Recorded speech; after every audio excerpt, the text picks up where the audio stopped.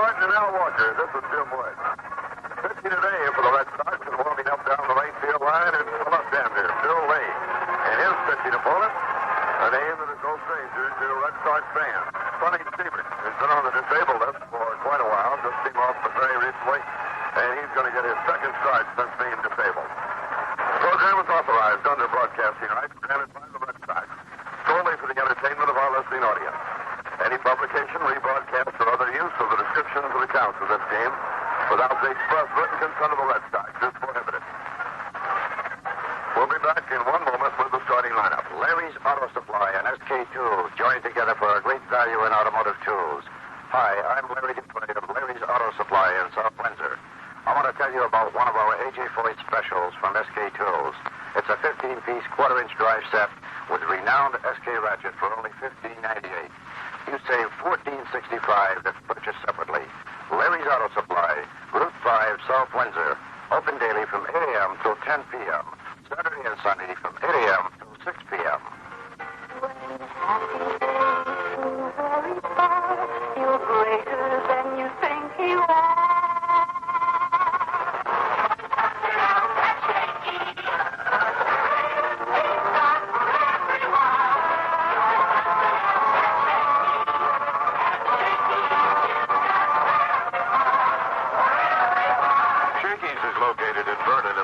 Circle Shopping Center, and their new location is in Avon at the Marshall Shopping Center. Today, the Red Sox lineup looks like this. Bernie Carbo's in the leadoff spot, and he's the designated hitter. Denny Doyle at second base. Cecil Cooper at first. Fred Lynn, center field. And Jim Wright is in left. Carlton Fifth, the catcher. Dwight Evans in right. Rico Petroselli at third. Rick Burleson, shortstop. And the pitcher, Bill Lee, 14-6. He's 1-0 against Oakland this year, and lifetime 6-3 against the A's. For Oakland, Bert Campaneris, shortstop. Billy Williams, the hitter. Claudel Washington, center field. Reggie Jackson is in right. Joe Rudy in left. Gene Dennis, first base. Sal Bando will be at third. Phil Garner at second.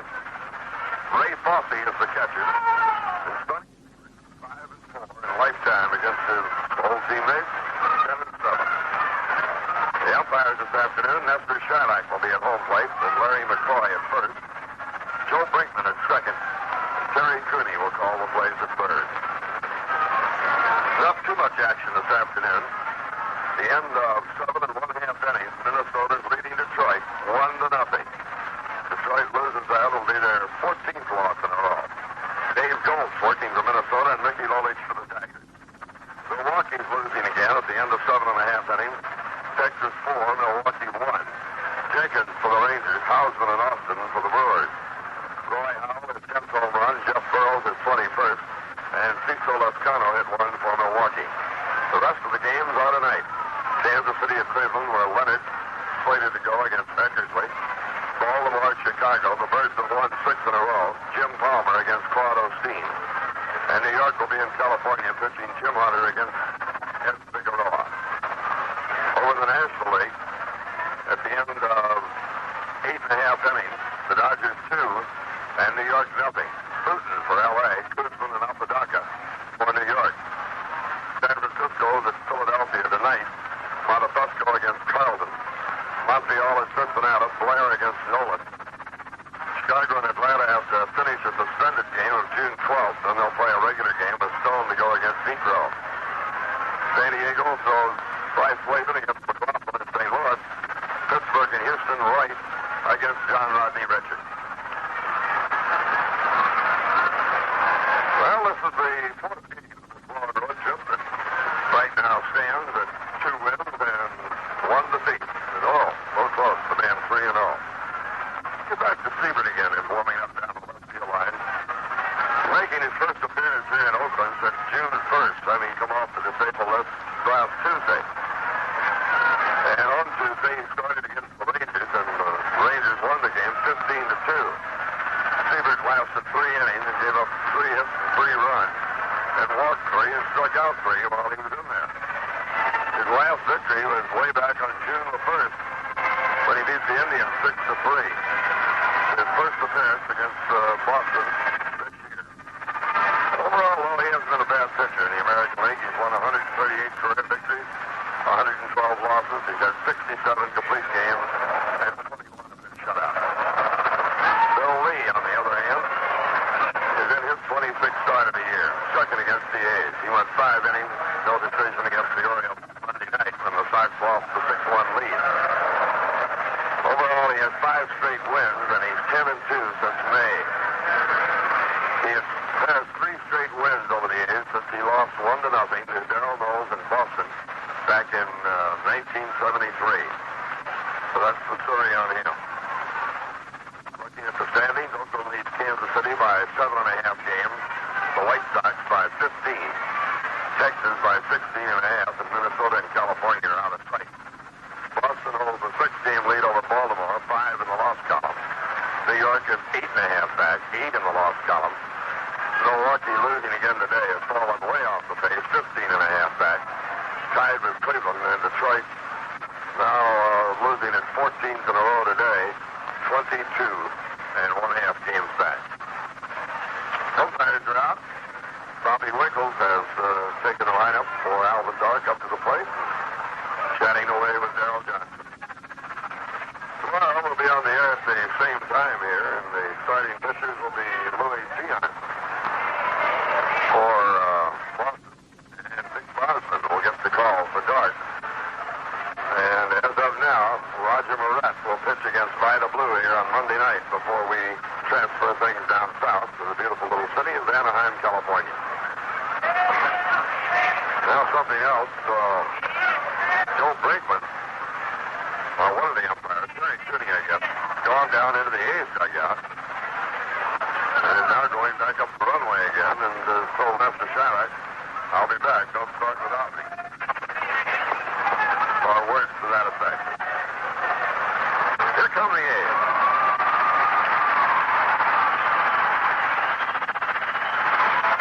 Sal Bando, captain of the A's, goes to third. Campanellis to short, Garner to second, Dennis to first. Out in left field is Joe Lerdy. Claudel Washington in center, and Reggie Jackson is wending his way toward right field. This team of umpires and the Oakland program are on the way. Fosse behind the plate, Cooper on the mound. We're about ready to go, and right now, here is our national anthem.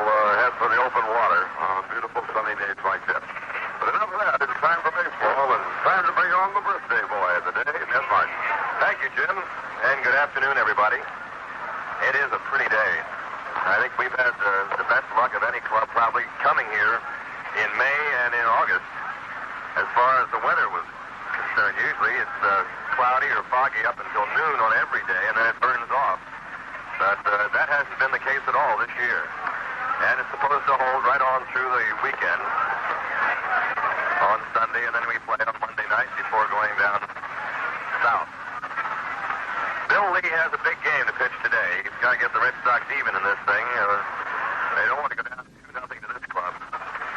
With the outlook of seeing Vida Blue on Monday night, 6. So Lee, whose family is up here, part of his family, his parents are here. He'll be going against an old buddy of his, Sonny Siebert. Siebert, as Jim pointed out, has had his detractors through the years, but he still has a winning record in baseball. And a lot of pitchers who are considered more highly than Siebert do not have as good a record. He is a winning record. He is way above 500 as a pitcher. First man he'll face will be Bernie Carbo. Carbo hitting .265, 15 home runs, and 47 runs batted in. Siebert, big, tall right-hander from St. Louis. Throws. There's a little pump foul out of play up near us, out to our left. One strike, and this game is underway. Outfield straight away on Carbo. Grass here looking as if a rodeo had played here last week. Patches, bare spots all over it from the rock concerts and whatever else has been here. Besides the A's. And soon the Oakland Raiders. The pitch by Siebert is low and inside. 1 ball, 1 strike. Siebert relies chiefly on a live fastball. He's always had a good arm. Good stuff. The gripe about him is that he should be winning more. He should be a 20-game winner. He's been, in his good years, 15 to 17-game winner. Throws. Strike swinging. Sonny will ride a slider in and a good curveball. He's got a fastball and a curve that are as good as any you'll see. Problem with people on base is he unloads very slowly. So he's learned a very good move over to first. The count is 1-2 to Carbo. Pitching. Strike 3 call. He takes another one. Carbo's been caught looking a lot lately from that leadoff spot. He is called out on strikes. And there's one away with Denny Doyle, the Pepper Potts second baseman, coming up. Doyle hitting .286.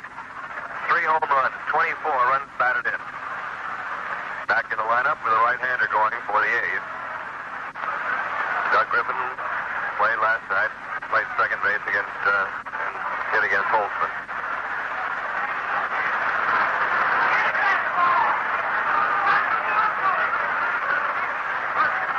Siebert getting ready. Kicks and throws. It's a strike to the knees. Taken by Doyle. Sal Bando at third is choked in on the edge of the grass about a step and in toward the line. Knowing from reports probably that Doyle has to punch one down that way, and he has. Here it comes. And he takes the fastball outside. 1 ball, 1 strike. The outfield plays Doyle over toward left center. They move Rudy toward the line, and Washington is way over in left center field. Pitch is line toward left field. Rudy is there toward the line, and Joe has it for the out. Pretty well hit ball, but they were playing him just right. And Rudy is out, or Doyle is out on a fly ball to Rudy. 2 out in a hurry, and Cecil Cooper up. Cooper is batting .385. 8 home runs, 27 runs batted in. Playing first base, he said that the hamstring is almost well, but it bothers him from time to time. He plays taped up. Every game he has the leg taped up. He really hauled it on that double last night late in the ball game. He said, I had to. And he ran hard. Pitch is inside for a ball. Final in the National League. The Dodgers shut out the Mets 2-0. A 3-hitter for Bert Hooton. His record now is 9-9. The loser, Jerry Kuzma, he's 10-10. 36,000 at New York. Pitch is a strike call with the knees. 1-1 to Cooper. 2 runs, 7 hits, 2 errors for the Dodgers. No runs, only 3 hits, and no errors for the Mets.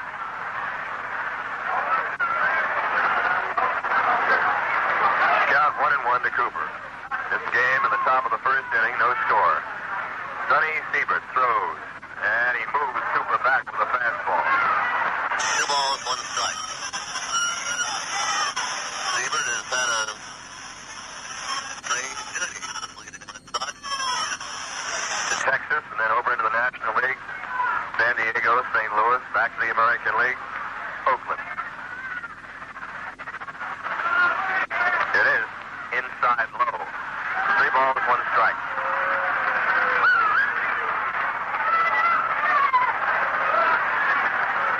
Fred Lynn on deck.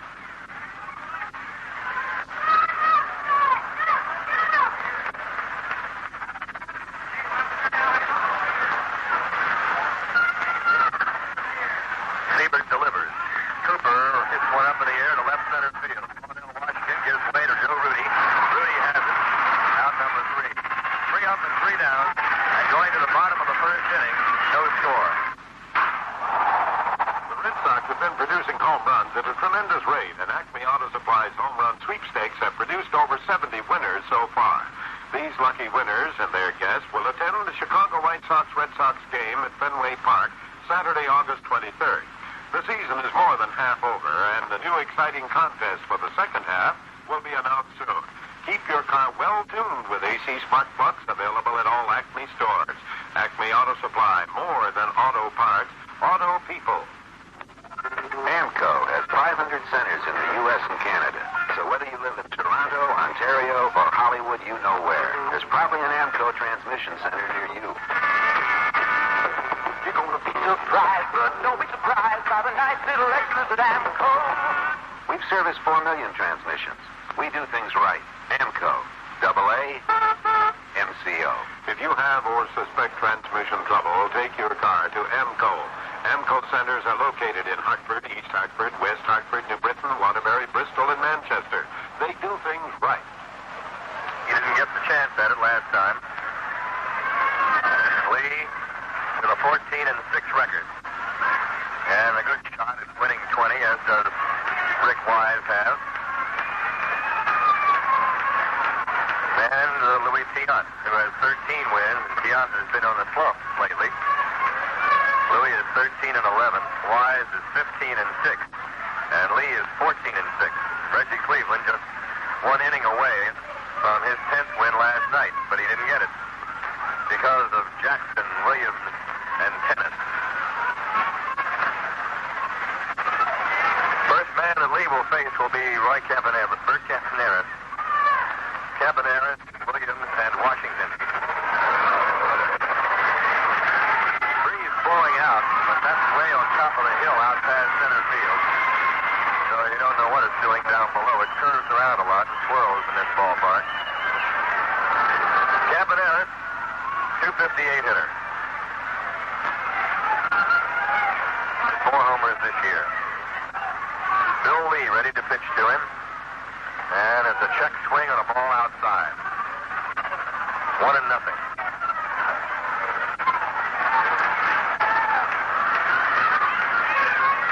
Lee fires. There's a fly ball down the right field line going foul. Out of play. Red Sox have Carlton Fisk behind the plate and Bill Lee on the mound. Cecil Cooper playing first base, Denny Doyle at second, Rick Burleson at short, and Rico Petroselli at third. Jim Rice in left, Fred Lynn in center, Dwight Evans in right. Pitch is low and outside. Count 2-1 to Cappy.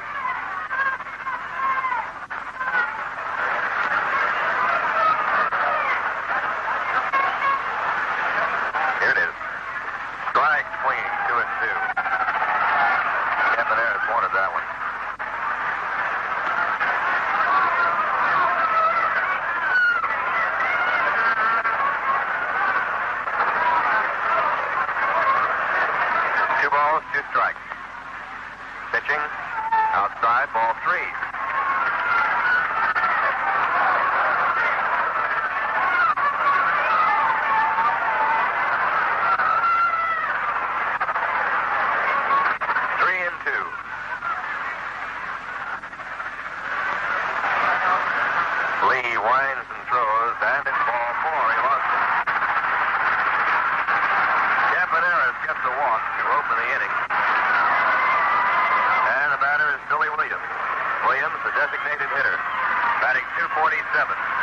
home runs, 57 RBIs. So Lee working from what has become his favorite position from the stretch. Looks over to first base. Campanera. Short lead off the bag, but he gets a good jump. He has stolen 18 bases this year. Been caught 9 times. The breaking pitch fails to come in to Williams, a left-handed batter, ball 1.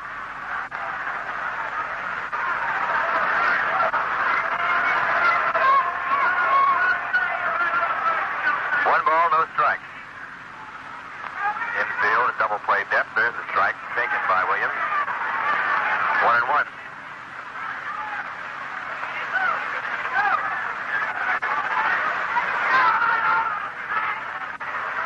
Cooper holding against Campanera. It is check swing, grounded to shortstop. Burleson flips to Doyle for 1, short of first. Save at first base. They almost turned a double play, which you didn't think they'd get because the ball was not hit sharply. They got Campanera by a step at first base. Burleson over to Doyle on the fourth out, and Denny quickly flipped to first, and they just missed getting Williams. So there's 1 out, and Williams running at first. Play goes 6-4 on Campy. Here's Cordell Washington, the young center fielder, hitting .319, 8 home runs, 58 runs batted in. Playing in a more familiar center field for him now. Bill North is hurt. Joe Rudy was saying on the dugout show that Washington has really improved himself in the field, and he's a much better center fielder than a left fielder. Feels more at home there. The pitch is low to him. Ball 1. Remarkable youngster, though. He's only 20 years old. He's got many big years, offensively certainly, ahead of him. Left-handed batter, swing. 1 ball, 1 strike. Cordell Washington made a big jump last year, and he's right in there now. 20 years old. Go to first. Not in time. Williams gets back.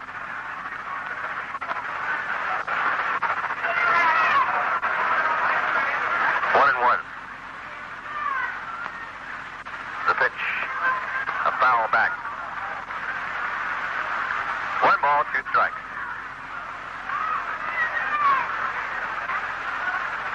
No score, bottom of the first inning at Oakland.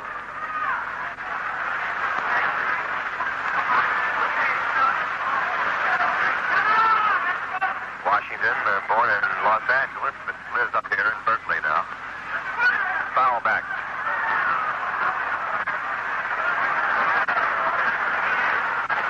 A ball and 2 strikes. Had a big cover story on him this week in the Sporting News.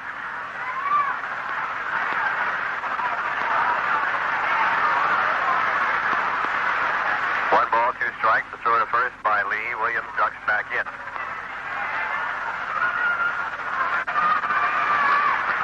Still goes to the horizon. Leans in for the sign from Fisk. Now he's ready. Pitches. Fastball hits softly towards Doyle. Backhanded by Cooper. Throws to Burleson for the 4th out at second. Denny Doyle was playing deep, and Cooper made a good play there. He just kind of tracked that ball down going off to his right. It was not sharply hit. They haven't had a good rip off Lee yet. And the play on Williams goes 3-6. With Cooper making the play and underhanding it quickly to Burleson. Fielder's choice for Washington. He's at first base. And the batter is Reggie Jackson. Jackson ruined the no-hit and shutout bid by Cleveland last night. In the 7th inning with 2 outs with a home run. Reggie has 28 of them. Homers. 75 runs batted in. There's a throw to first. So Reggie has the lead in home runs. The league. There's a throw over to first again. And I think it ties him with Greg Luzinski of the Phils for the major league lead. Reggie is hitting 264. Looks at a strike. From Wyncote, Pennsylvania, right? Outskirts of Philadelphia.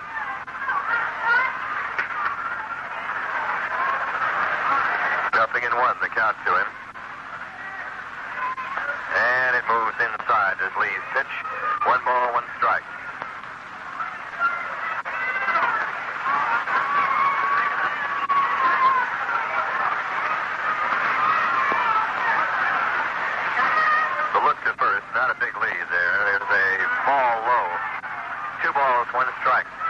Reggie Jackson.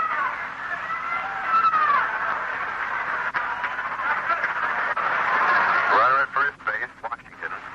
2 out. Lee pitching to Jackson, and it's inside. 3-1.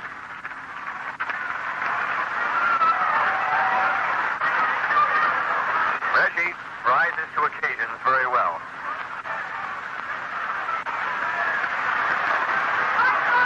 He has struck out 93 times this year and walked 45 times. So to first base, not in time again.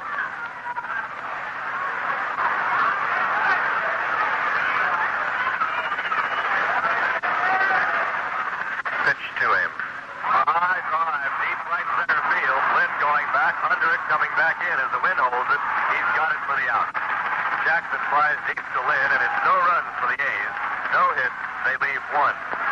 Going to the second inning, no score.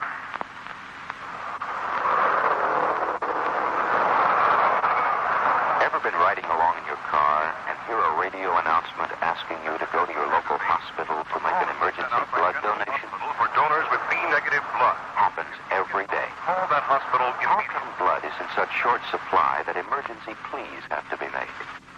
Because not enough people give blood. It's that simple. We know you're busy these days, but think, you're alive and well, too. And you can help others to be that way. Your easy donation of blood to Red Cross or any other volunteer blood bank actually helps a number of people. Because the blood you give is split up into various components, sometimes as many as 5.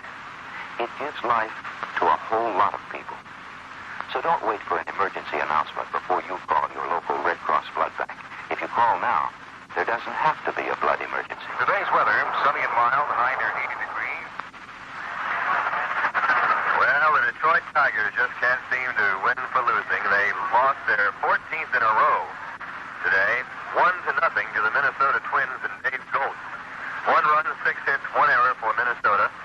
No runs, 5 hits, and 1 error for the Tigers. Golt's the winner. He's 9-10. Mickey Lolich, a tough luck loser. He is 10-12.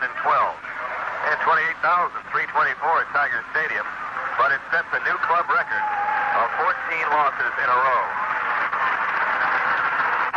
Things are just not going right for the major, as the Tigers, a rebuilding team, are playing a lot of youngsters and having trouble. They've had a couple of streaks. They've won 10 in a row, and they've lost 14 in a row this year. Fred Lynn leading off for the Red Sox in the second inning against Sonny Siebert. Lynn batting .333. Dropped 4 points last night. The pitch to him. He bunts towards third. Pretty good one. Vando up, throws over to first base. Safe at first base. Safe at first. A bunt single for Fred Lynn. As he dropped a pretty one down the third baseline. Vando played it well. Fair-handed it. Fired over to Tennis at first, and Lynn beat it out. With a tie right there, and it went to the runner. And Lynn has a bunt single. Freddie had 18 homers and 82 runs batted in. Now is hitting about .334 or 5. Here's Jim Rice. Rice batting .303. 18 home runs, 78 runs batted in. He's still shaking his head over Raleigh Fingers last night. He saw him. Said, I never saw one like that before. Rice. Just as befuddled as everybody else was by Fingers in the 8th and 9th. Pitch to Jim. And it's outside corner, called strike. Lynn at first base with the bunt single. Rice up there. That bunt is the only hit of the game so far.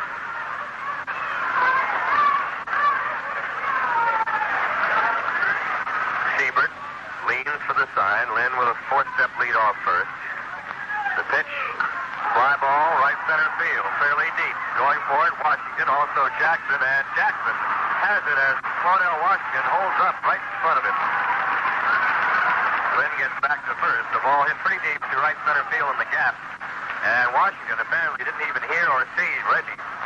And he's held up just before Jackson made the catch, and Claudell almost slipped down. 1 out.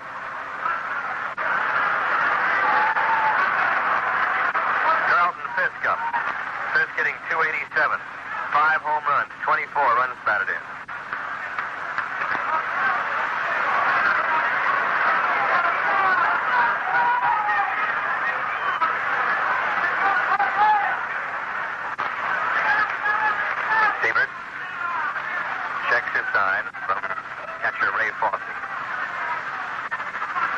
pitch to Fisk.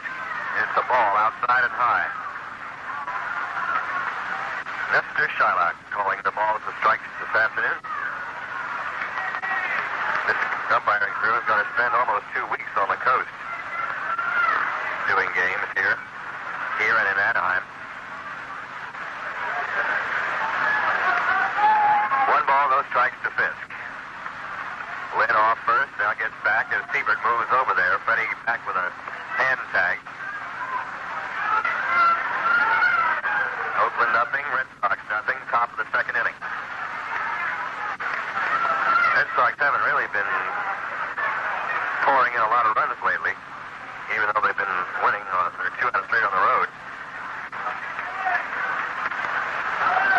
Over to first goes the throw. But they've had some pretty good games thrown at them recently. Slayton and Colburn back at Fenway when the Brewers came in. Jim Palmer certainly shutout. Here's Lynn going, a swing and a miss. Throw to second base. Lynn flies. He's safe. Stolen base for Brent Lynn. As he went in under the throw by Bossy, the base covered by Phil Garner. That is Lynn's 7th stolen base of the year. So he's in scoring position now. And the count on Fisk is 1 ball, 1 strike.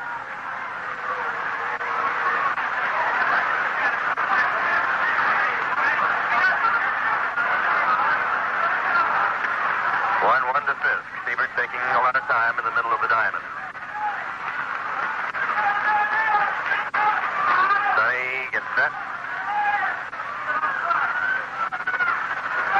Now he throws. It's a strike on the outside corner. Fisk taking. 1 ball, 2 strikes.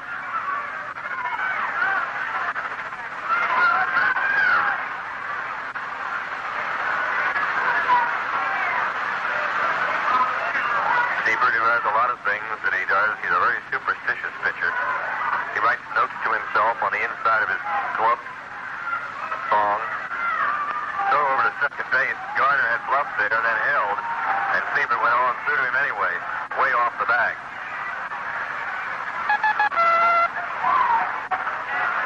Sonny will never touch the foul line when he crosses it, going out or coming in. Pitch to Fisk is low and away. 2-2.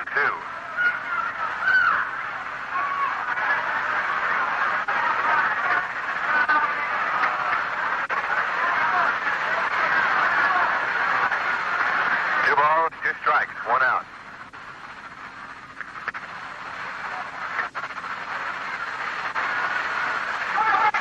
Here it comes. Line drive, base hit, right field. Covered by Jackson. Around third and heading for the plate comes Lynn. He scores, moves it off, and down to second goes Fisk. Red Sox lead 1-0. We'll pause here for station identification. This is Red Sox baseball. This is WTIC in Rockford, Connecticut. The weather sunny and warm today, cool tonight and fair. Maybe some fog in the low areas, temperatures in the 50s and 60s. Tomorrow, sunny and warm, temperatures 90 to 95. Current temperature 87. Red Sox lead 1-0, and it goes as a single and a run batted in for Carlton Fisk. The throw came in toward the plate by Jackson. It was handled by Tennis, and then Gene dropped the ball. He was going to take a shot at Fisk going into second, and he probably would have gotten it, but he dropped it, and he receives an error.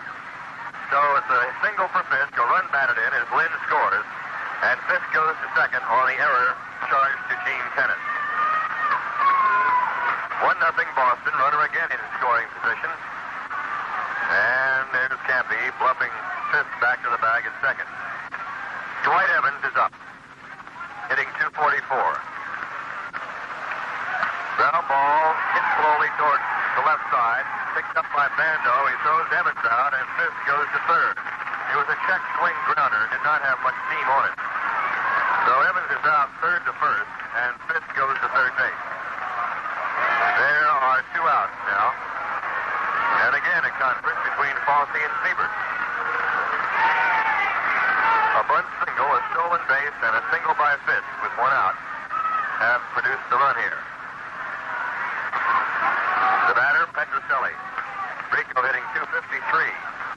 4 home runs, 43 runs batted in.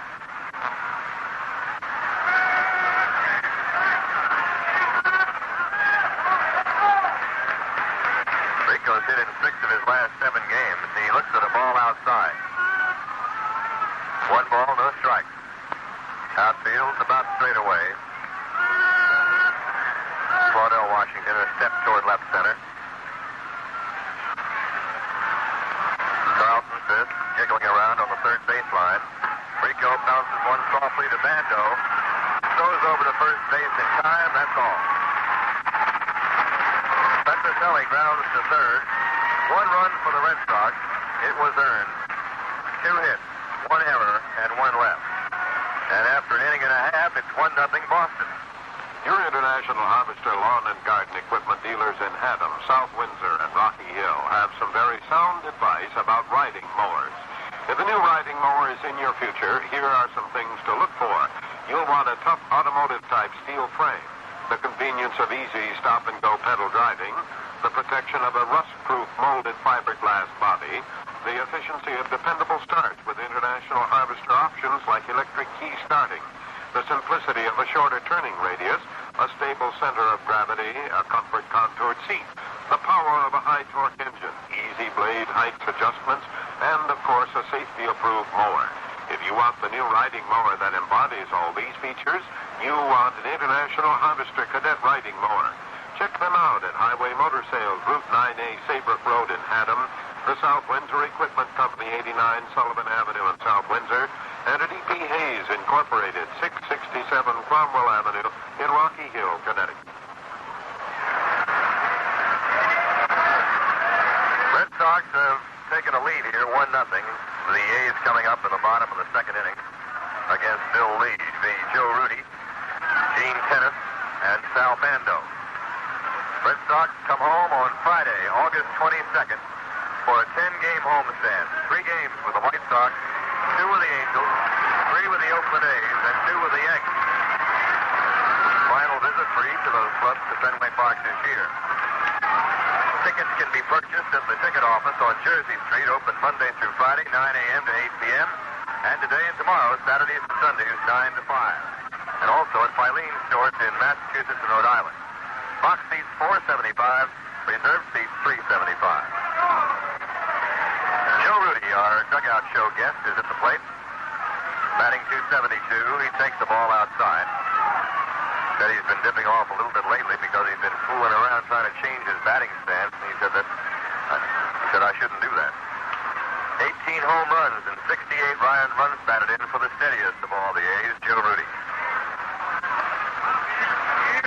And he hits the ground ball to second. 2 hops to Doyle. Flips over to Cooper. 1 out. Rudy grounding to second base. 1 gone. Gene Tennis up. He got the game-winning hit last night, the 2-run homer that put the A's ahead of Reggie Cleveland 3-2, and that's how it ended. Tennis hitting .251, 17 home runs, 59 runs batted in. Playing first base these days with Rudy in left, Washington in center. Tennis, a stocky right-handed batter. Lee throws, and the Eepus curve is outside, ball 1.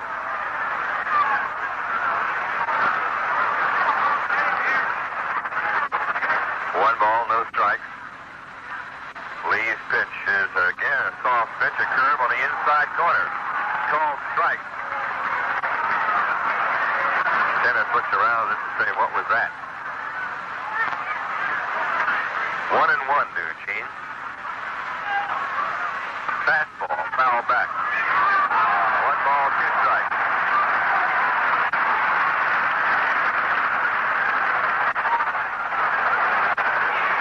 Red Sox 1 and the A's nothing. We're in the second inning. Here's Lee's pitch, and it's a ground ball hit slowly foul, third base side. Bobby Winkles, the coach over there, picks it up. Bobby Hoffman is the first base coach. 1-2 to Tennis. Fury, Gene Tennis. For Finacci. The pitch is high and outside. Sometimes called the Steamboat. A steamboat, yeah. 2 2-2 the count. Fastball is high, ball 3. Full count to Kenneth. Picked on a low pitch last night that Cleveland threw up there in the 7th for the home run. Hit a good pitch. Ground ball to third. Petroselli has it. Fires across to Cooper. 2 out. Kenneth grounds to third, and with 2 gone and nobody on, Sal Bando is up. Bando batting 199. 8 home runs, 42 runs batted in.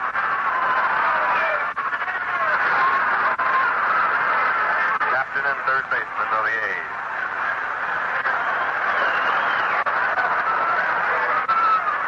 To Arizona State, as did Reggie Jackson, Rick Mundy, others. They pitches outside to Bando, ball 1.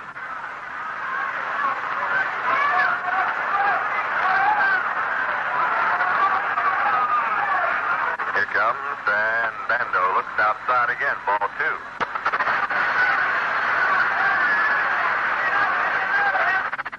Bill Lee swings, strike, swinging the foul tip out of the glove of fifth.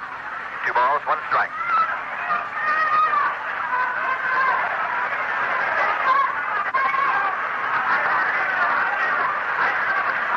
Petroselli deep at third and guarding the line. Infield deep all the way around. Hit it. Hit by 3-1. Still Garner on deck.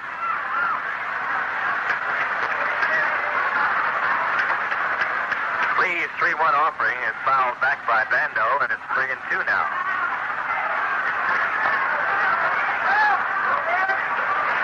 An afternoon game here tomorrow. Same time, 4:30 New England time.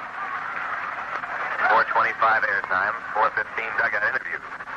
Pitches ball 4 outside. Second walk given up by Lee. Bando walks with 2 outs. And here's Garner, the second baseman. Bill is hitting .228, 5 home runs, 40 runs batted in.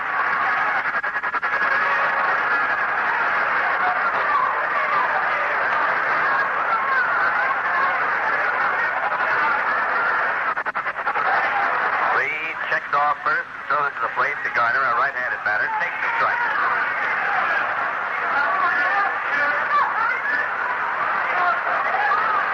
Nothing in 1.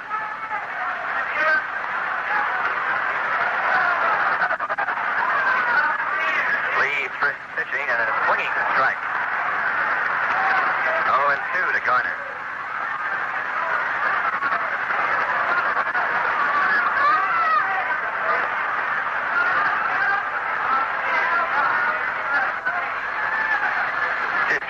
Not made to throw to first instead. Louis Tiant will pitch tomorrow against Dick Bosman. Bosman's been pitching very well for this club. And on Monday night, Roger Moret against Vida Blue. Roger was throwing today down in the bullpen. Without his neck brace, naturally. To throw to first, not his time.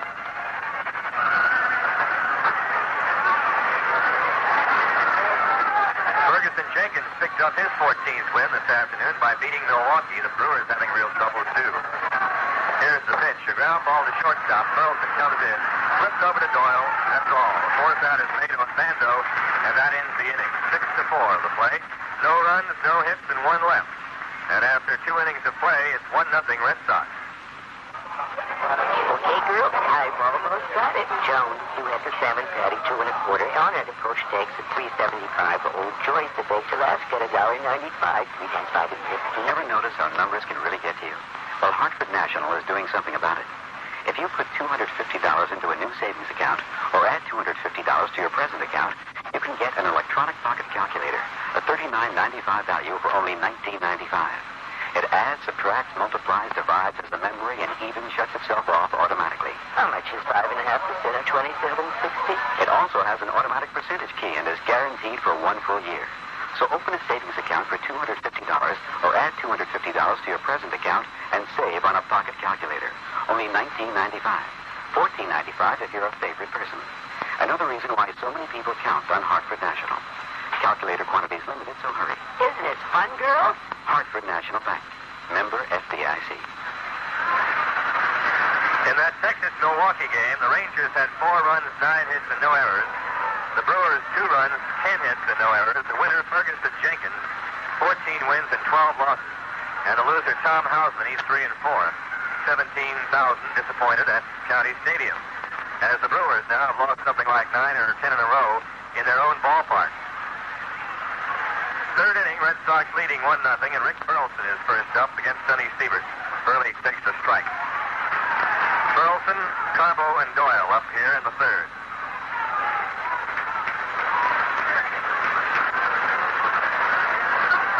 Siebert gave up the run in the second inning on a bunt single by Lynn, a stolen base, and a single by Fisk.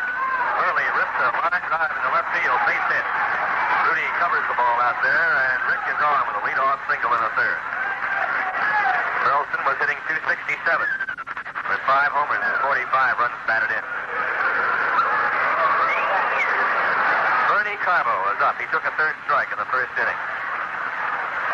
On the mound, Sonny Siebert with a record of 5 and 4 and a 2.08 earned run average. He's got a good ERA since coming to the A's. Bill Lee's earned run average on the year, 3.84 with 14 wins and 6 losses. The pitch is a strike call to Carbo. Fosse out to talk to Siebert again. There's been a lot of conversation so far this afternoon.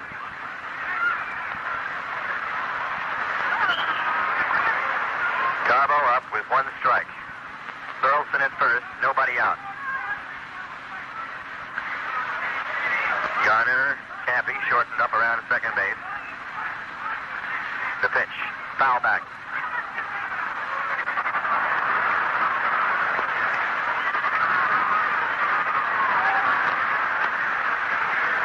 So now it's 0-2, and Carbo again falls behind on the count. He's been getting that count on him a lot lately and been taking. And it's come into a lot of 0-2 and 1-2 situations where he's more or less on the defensive and has been striking out. Siebert works to him, and Bernie takes high, ball 1. Earlier in the year, being more selective with his pitches, he was getting a lot of walks. He has 73 walks. He's 4th in the American League in bases on balls, and 1 behind Gene Tenace. This ball's up. Now Siebert looks over toward first. Comes in with his pitch, and it is high again. The count is 2-2.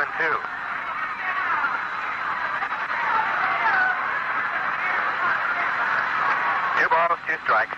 The count to Bernie Carbo. Denny Doyle on deck. Burleson walks to his lead off first. About a 4.5 stepper. Tenace holds the inside of the bag against him, and the throw goes over there. Burley gets back.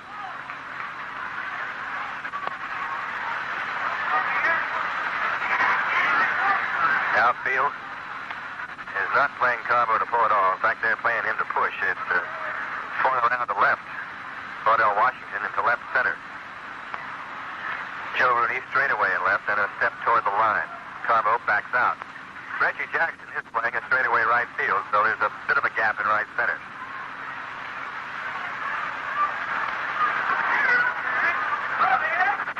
Two pitch coming in. There goes Burleson. A line drive toward left center into the gap. It's going to be a bouncing all the way to the 375 mark. Burleson comes around to score, and Bernie Carbo has a double in 2-0 Red Sox. They had Burleson going on a 2-2 count. They had a play, and Bernardo whacked one into the gap in left center field, chased down by Claudell Washington. A 2-base hit for Carbo. He has driven in his 48th run of the year, and the Red Sox now are 2 up on Siebert. Clean double by Carbo. Burleson, as soon as he got to second base, saw that that ball was going to be in there, so he has lit out for home. That's 4 hits now off Sonny Siebert. 2 straight this inning, a runner at second base, nobody out, and bullpen action for the A's. Denny Doyle rips one deep to right field. Way back goes Jackson.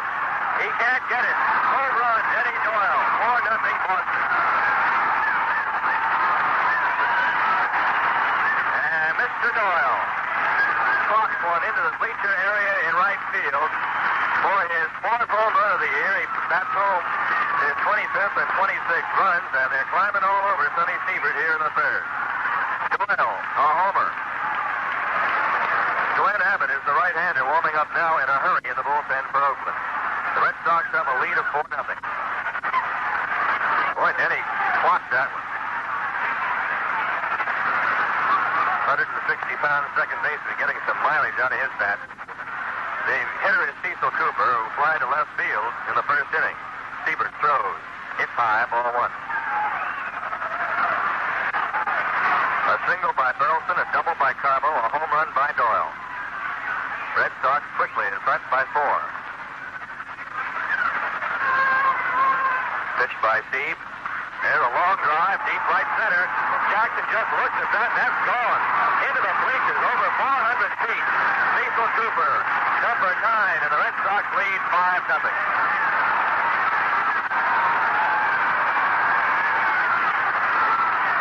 Oh, did Coop get on to that one? Reggie Jackson just took one step and admired it as it flew into the bleachers. Cooper's 9th home run of the year. All of them have been with nobody on base. But he really got hold of that. That's his 5th on the road. The other ones, 2 in Milwaukee, 1 in Texas, 1 in Minnesota. And Wes Stock, the pitching coach, is coming out to buy some time to talk to Siebert and let Glenn Abbott get ready down there. So for the 3rd time this year, the Red Sox have had back-to-back home runs. Carbo and Abbott against the Tigers, Tom Walker, on the 27th of April. Fred Lynn and Jim Rice on the 1st of April, or the 1st of August, against Detroit again, against Lauren LeGros. And today, Denny Doyle and Cecil Cooper against Sonny Siebert. Conference has broken on the mound, and Stock comes back to the bench. The Red Sox had gone 4 games without hitting a home run. The last 4, they were homerless. That was their biggest homer drought since they had gone 5 games earlier in June without a home run. But they really have broken out of it here. And Siebert has been clobbered in this inning with a single, a double, and 2 home runs. Freddie Lynn is up. Had a bunt single in the second. Siebert throws. It's inside, ball 1.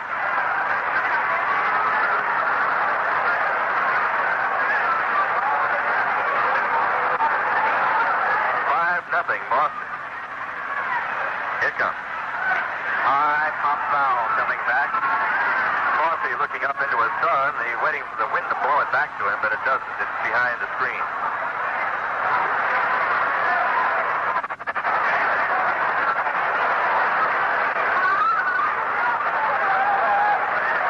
The count is 1 ball, 1 strike.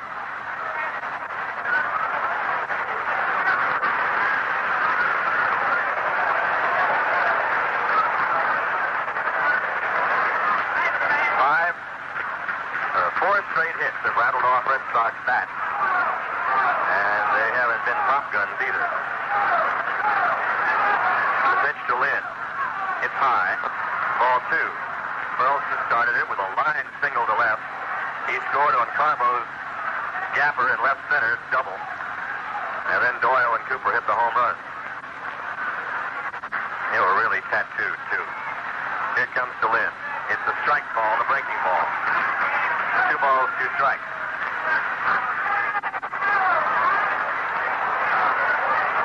So Siebert, in his second attempt since coming off the disabled list, is greeted roughly by his ex-ball club.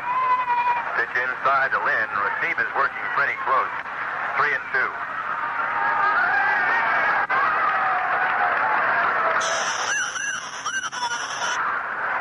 Three balls, 2 strikes. Siebert gets another sign from Fossey. Payoff pitch to Lynn. Strike 3. Got him. Got him swinging. And there's the first out of the inning. Second strikeout for Siebert. Jim Rice up. Slide to Reggie Jackson in the second. Right center field. Glenn Abbott throwing steadily down to the bullpen in left.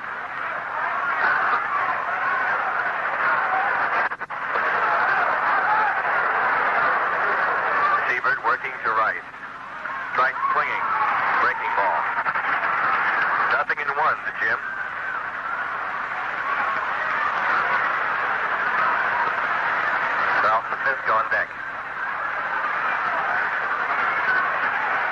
Siebert rocks and throws.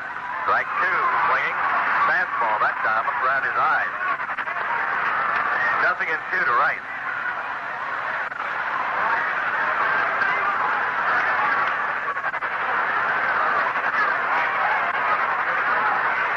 Siebert in the slow windup. Sidearm pitch fouled off. He's dropped down the last two pitches to pitch to Rice. 0-2.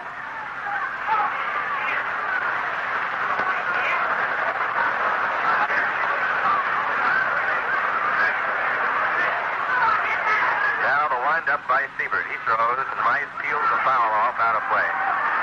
0-2.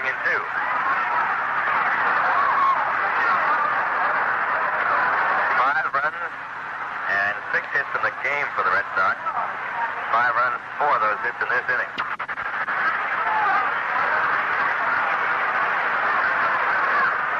Here it comes to Rice. Check swing. It's low. 1 ball, 2 strikes. Now let's see. The Red Sox as a team now have 104 home runs. They're still behind the A's, who lead the league with 106.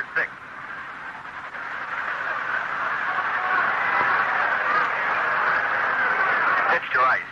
Strike 3 went for a bad pitch. It was high around the peak of the cap. And Rice strikes out. That's number 3 for Siebert. And 2 in a row after the homer barrage. So he has settled down nicely and struck out Lynn and Rice. Hutch Fisk coming in. He singled home the first Red Sox run in the second inning when he scored Lynn from second base, driving a single into right field.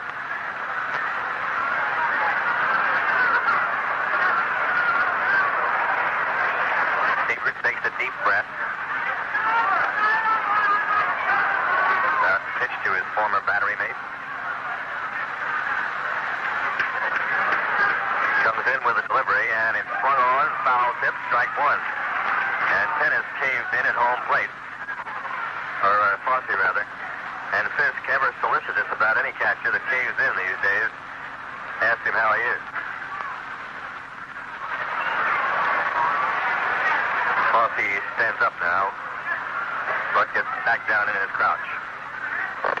1 strike to Fisk.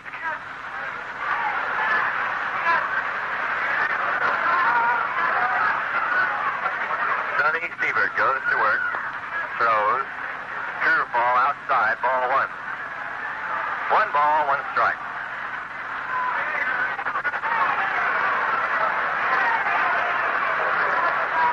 Fisk with that single jumps to 5 points. He still has relatively few times at bat. He's now hitting at 292.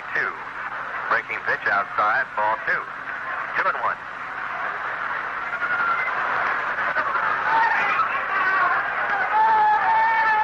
So William Francis has 5 runs at least to work with, and his top of the third is still going on.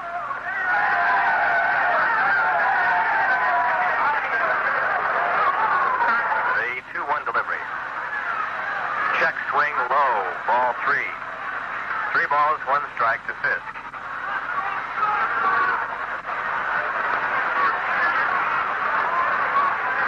Outfield playing Carlton about straight away. Deep.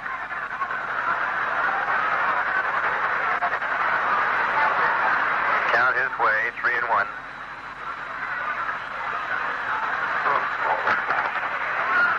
Siebert takes too long and Fisk backs out.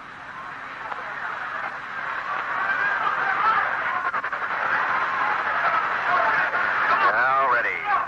Siebert delivers. Check swing, it's a strike. 3-2.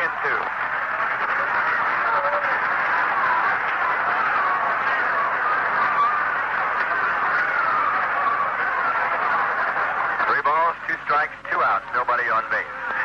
The windup by Siebert and the pitch. Ball 4. He walks Fisk. And Evans comes up. That's the first walk given up by Siebert. He's had 3 strikeouts and 1 walk, and has given up a batch of hits, 6 of them.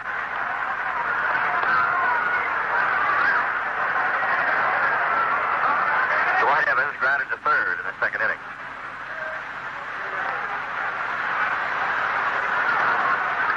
Fisk at first, 2 outs.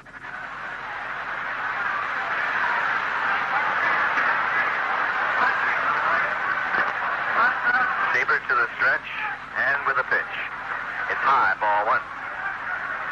And Phil Garner fields a piece of paper out at second base.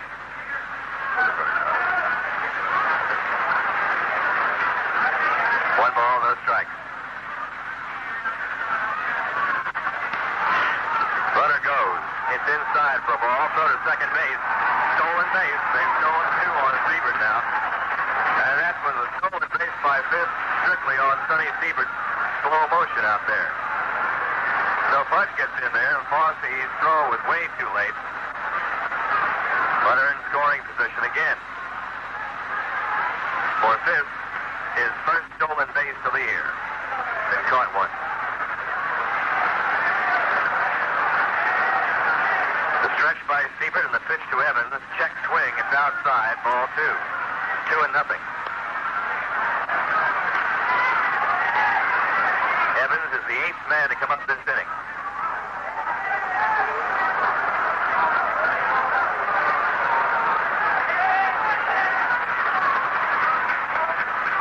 Now Sonny comes in and is hit foul back.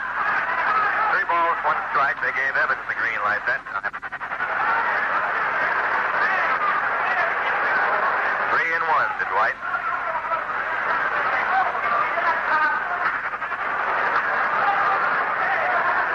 Red Sox leading 5-0. Still batting in the third. Siebert delivers. Ball 4, he walks Evans. We'll pause here for station identification. This is Red Sox baseball. This is WTIC in Hartford, Connecticut. You'll get exclusive on-the-course radio coverage from the Sammy Davis Jr. Greater Hartford Open, beginning this Wednesday with a Pro-Am here on Radio 1080, the sound of sports for Southern New England.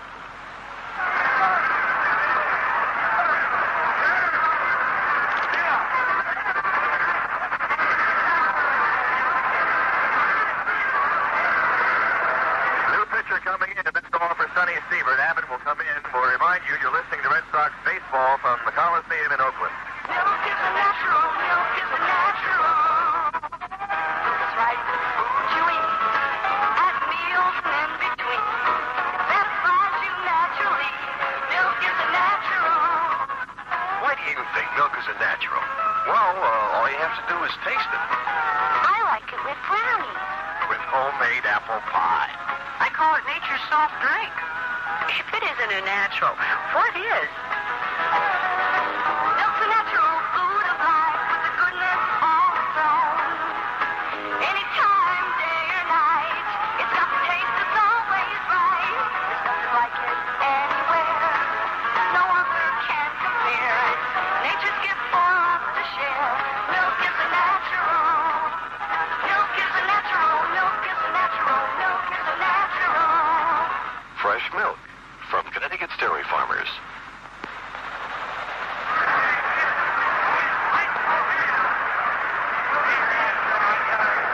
Sonny Siebert leaves the game early. He went 2 2/3 innings, gave up 6 hits and 5 runs, responsible for 2 runners, walked 2, struck out 3, and here's Glenn Abbott.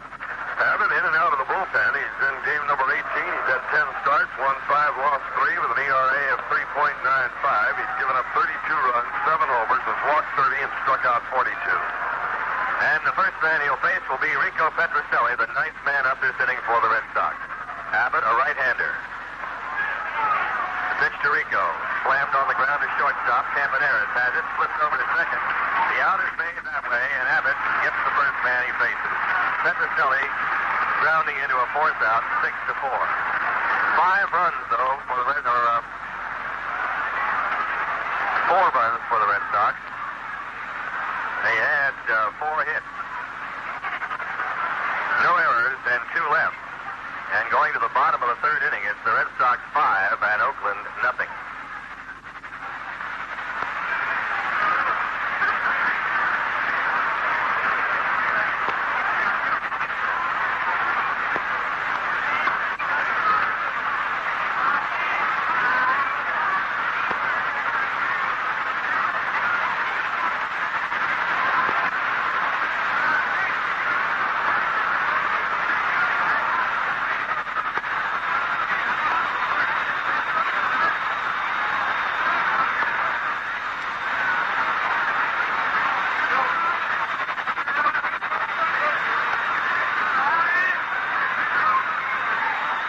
listening to Red Sox baseball from Oakland, the Red Sox and the Oakland A's, with the Red Sox leading 4-1. And we'll continue with the play-by-play in just a moment from Ned Martin and Jim Woods. On July 1st, 1974, after years of selling only one kind of gasoline, premium, the Getty Oil Company introduced a new gasoline, Getty No Lead. The kind of gasoline most 1971 to 1974 cars can run on, and most 1975 cars have to run on. Like most oil companies, we at Getty expected our no lead to account for only 5 to 10% of our sales. But we had a surprise. We're selling twice as much Getty no lead as we thought. Maybe it's because Getty no lead is a little bit better than a no lead has to be. So it gave people the kind of performance they wanted, and they gave us their business. Remember, don't waste gasoline.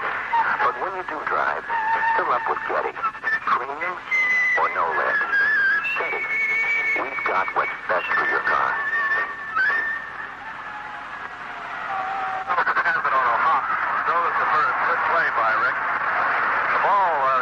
Dip right in front of him. He had to let it play him a little bit, backed up on it, and made a long, strong throw from the edge of the outfield grass over to Cooper. Fossey is out, short to first, and here's Campanera. Campy walked in the first inning and was forced.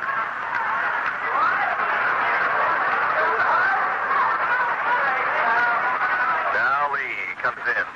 As a ball outside as Campaneris is shortening up to bunt. He's bluffing it. 1 ball, no strikes.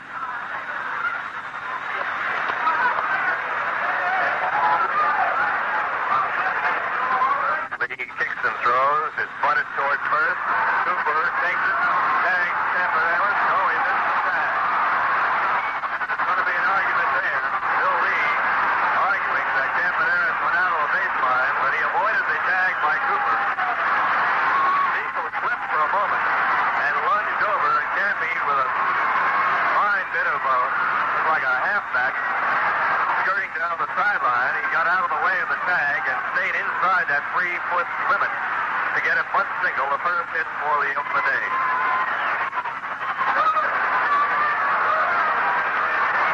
Cooper almost had it. He had to make a desperation dive. Nobody could have covered first in time to get Campaneris, who is fast up the line. Darrell Johnson is still out there arguing. Talking with Larry McCoy, the first base umpire. Lee was arguing also. But it's a bunt single for Campaneris.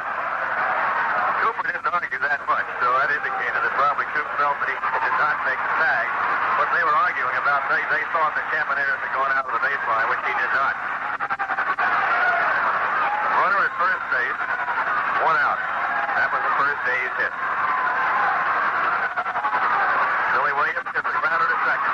Doyle up with it over to second for 1. No play at first. Z covering, but no throw was made by Burleson. A 4th out, going for 4 to 6 on Campaneris.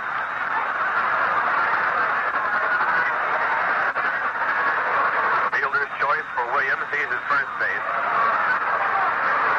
Claudell Washington, the batter. Fielder's choice for the first inning.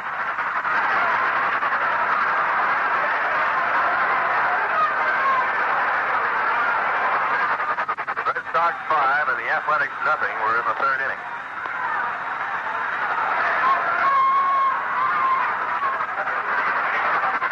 Claudell Washington, left-handed batter, swings and fouls it back, strike 1.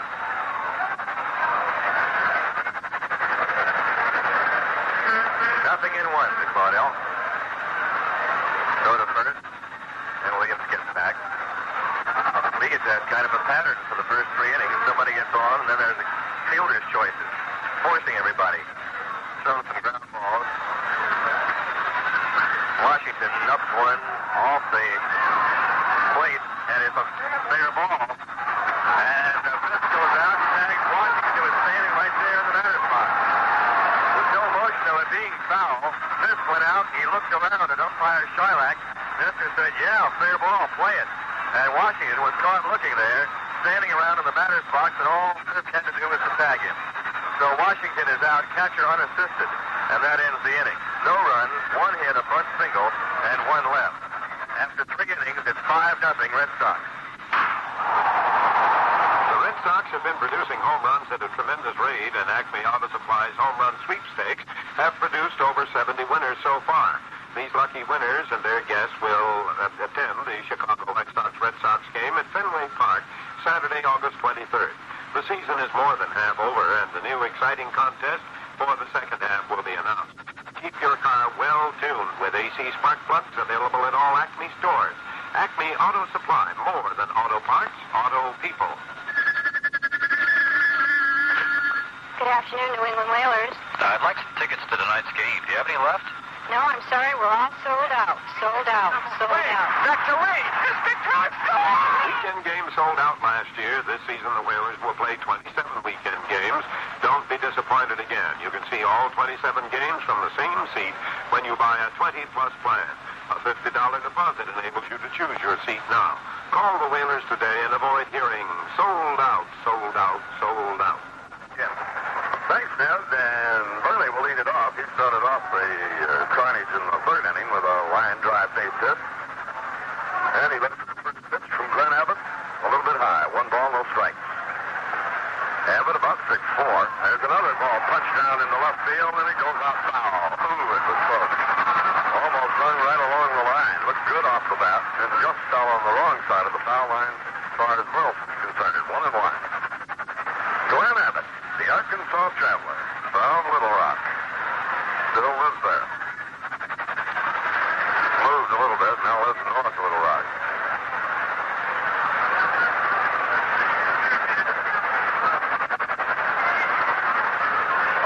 Big, tall right-hander sweeps to the motion. Burleson takes strike 2, 1-2.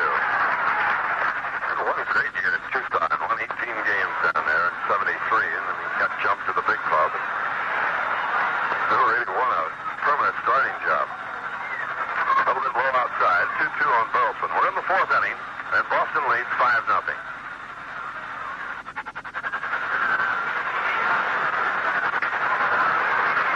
Abbott fires again.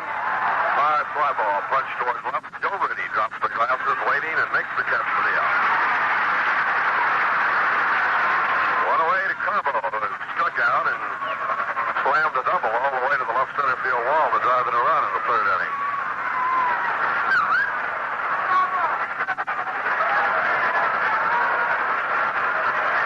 One out and nobody on. Doyle to follow. Claudel Washington is well around for it, left center on Carbo to take the cut. Gets nothing. No balls and a strike. Sunshiny, beautiful day out here, and not too much in the way of fog or smog yet. Should be rolling around, only about 4:30 here. High fly ball by Carbo into shallow right. Jackson coming up for it. 2 out. 2 men away, and Jenny Doyle slides to left and pokes one over the wall for his 4th home run of the year. Doyle's building up another hitting streak after being stopped by Palmer. 22.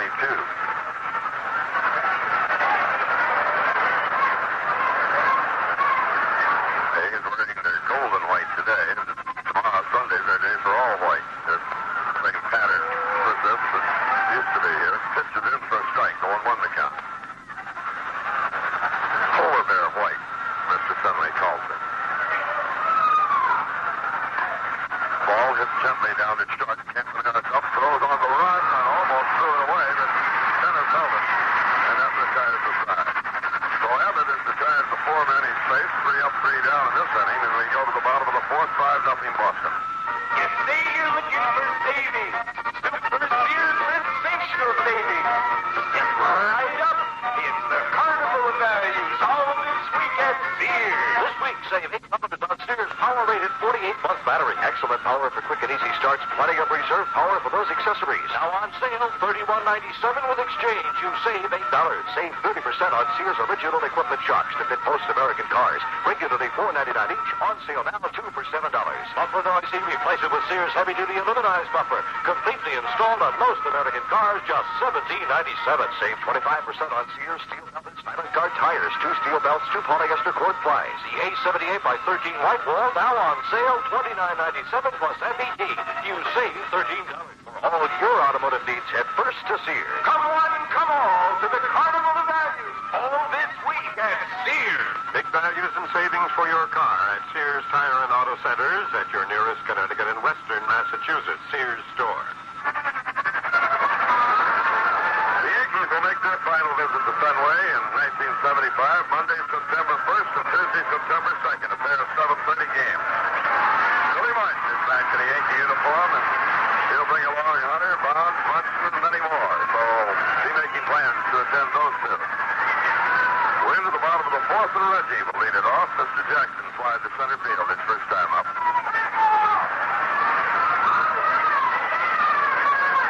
Sam Jackson and Fingers had another little confrontation not long ago. I haven't got all the details on it yet, but I'm tracking it down, and I'm sure I will find out what it's all about before I leave here.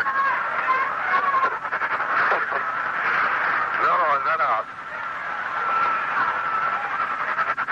Pitch is down low. One ball, no strike. Ned thinks I have any pipelines into this group.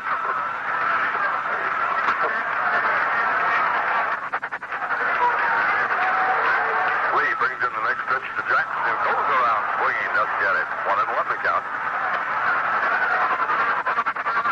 Team has picked up the pace a little bit after Stevens departed. Very slow work, but Reggie's walking around in circles now. Looks like he pulled something of that magnificent swing he just took.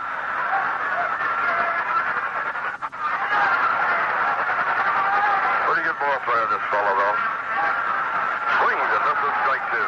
1-2 the count. Jackson, Rudy, and Kenneth will lead to the batting order, facing Bill Lee in the bottom half of the fourth inning.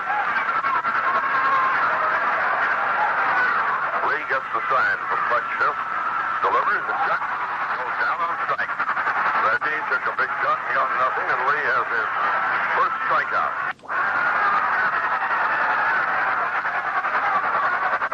Here's Rudy.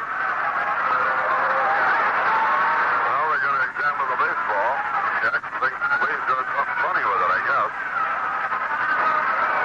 Talking to himself. Now talking to Alvin Dark. Rudy grounded out to Doyle. Actually went after a bad pitch in the second inning. Went for one way outside and hit it gently down the Mugby.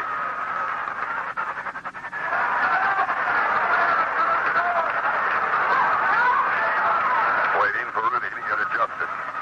Outfield around toward the left of him. Big, soft pitch. He's thrown about 3 times today. Got one up over. He didn't come close with that one. Very high. 1 ball, no strike.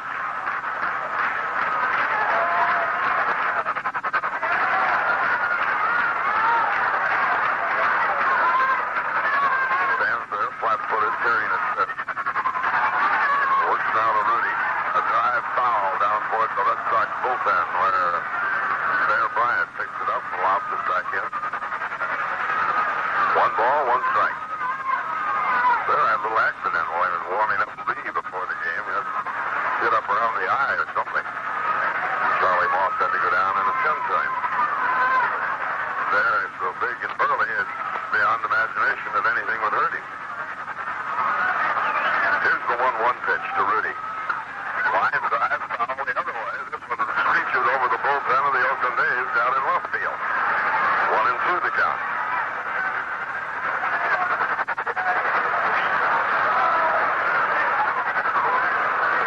Jackson standing to start the inning. Red Sox in front, 5-0. Trying to get the series even right now for Louis Tiant to take into tomorrow afternoon's game against Dick Bosman. And Barrett and Vida Blue on Monday night. There's a shot to right field, makes it. Joe Rudy gets the first solid hit off of Phil Lee. A line drive into right. And that'll bring up Dennis, who grounded out to Petroselli his first time up. So Cooper now will take the bag against Rudy. And the Steamboat Man stands in. Doyle over shifted towards second, right side of the infield, wide open with Cooper holding. Here's the pitch to Dennis. Little pop foul, drifting out of play, back into the seat. No ball, 1 strike.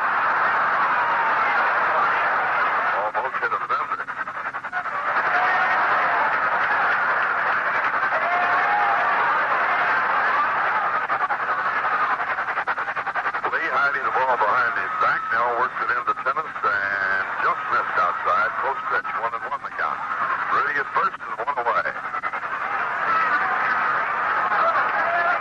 Big piece of paper boy swirling across the infield now. Team from Doyle now over in front of Burleson. Keeps on going towards Sully, but in behind him, so nobody pays any attention to it. Pitch to Simmons, foul back again. 1-2 the count.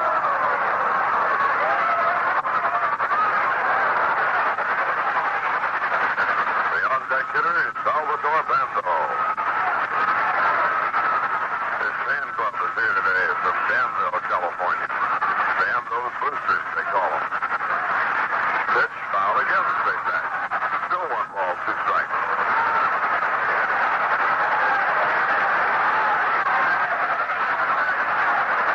He and Gene Tennis are about as good a friends as there is on this ball club. They're as close as 2 peas in a pod. Lee flicks off a sign, takes the next one, fires to Tennis, low. 2 balls, 2 strikes.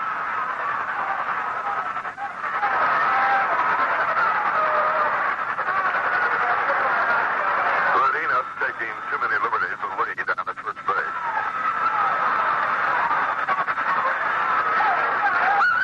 Bill works to Tennis. Ground ball hit down the front to Sully. He's up. He's on to Doyle for 1 on the first. And they got the double play. And Rudy and Doyle wound up sitting on each other out there. And now Rudy helps him up and they're laughing about it. 5-4-3 on the double play. No runs, 1 hit, no errors, and nobody left. Through 4 innings, Boston leads 5-0. If you're in the market for a used car, make sure it's the safe buy. Go to the dealership you can trust, Old Town Lincoln Mercury. It's the safe buy. Go to the dealership you can trust, Old Town Lincoln Mercury in Windsor. Right now, Old Town's featuring a 73 Continental Mark IV in handsome blue with white leather interior, white vinyl roof, AM, FM radio, automatic transmission, and air conditioning. This fully equipped Continental, complete with a 1-year or 12,000-mile Continental warranty, is value priced at $69.95, or you may be looking for a 73 Chevrolet Caprice. This 1-owner, 2-door hardtop is also blue with a white vinyl roof with air conditioning, power steering, and brakes, and an automatic transmission for just $29.95. These are just 2 examples of Old Town's fine used car selection. Choose from Cougars, Comets, Pontiacs, and much more. Choose reliability with a safe buy on your used car from Old Town Lincoln Mercury. Visit Old Town for selection and service at 645 Pequannock Avenue in Windsor. Just take the Route 75 exit off I-91 and turn left onto Pequannock Avenue. Cooper's flied to left and really hit a tremendous home run, as Ned described, off Sonny Siebert in the 3rd inning. A real Jackson shot. Outfield straight away for Cooper. Here's Evans' first pitch. And a drive down into the right field corner, getting away from Jackson. Gets over, cuts it off, and he'll hold Cooper to a long single. The first hit off Glenn Abbott. Racked hard. Almost along the right field line. And Cooper is 2 for 3. That'll bring up Fred Lynn, who has a bunt single and struck out. So he's 1 for 2 on the day. And again, the Oakland bullpen comes up. This time it's Jim Todd, a right-hander.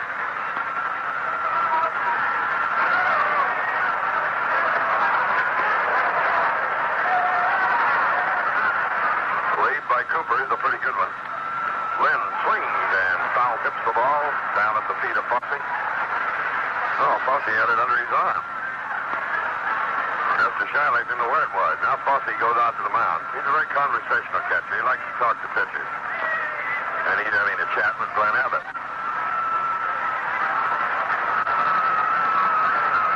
Well, Lynn and Shylock are laughing about something. 0-1 on Fred Lynn.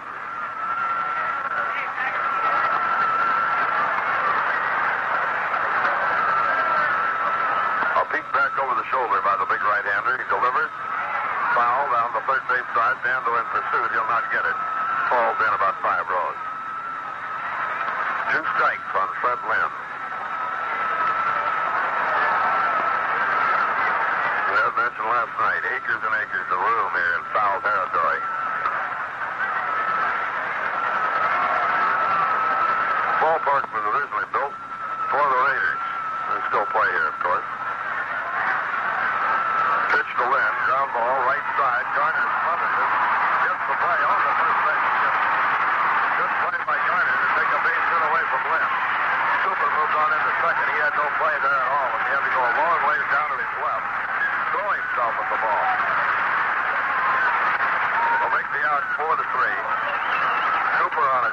Jim Rice, the batter. Flied to right very deep and struck out in the third.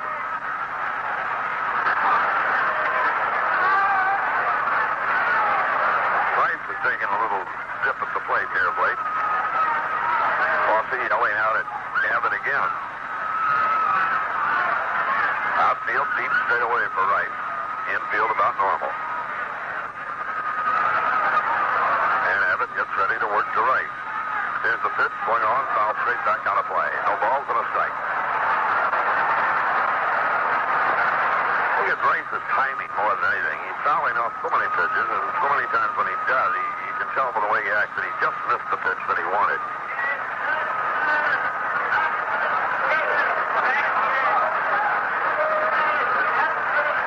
Now begins to take a wandering long lead off second base. Boston is leading by 5 and like to cash this one. Rice takes the ball outside, 1-1 to count.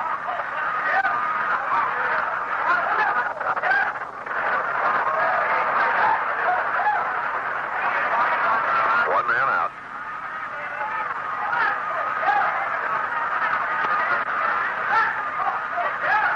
Garner strikes the bluff of Cooper, but didn't go, and Rice swings and misses. 1-2. All these reserves wander around down underneath us with bats in their hand. They never see them without a bat. Mangwell got one. Jim Holt got one. Like you're going to jump right up there and hit. Pitch to Rice. High pop-up. Right side. Tennis drifting over. Garner coming. And Tennis makes the foul ball catch. So Rice is 0 for 3 on the day.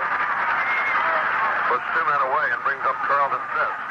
So it's perfect, a single and a walk, and he's driven in a run.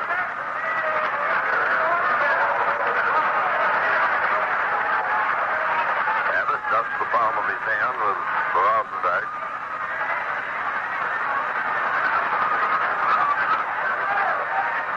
Waiting for Fisk to get adjusted if he goes to exercising regime down there of some kind. Breeze blowing out.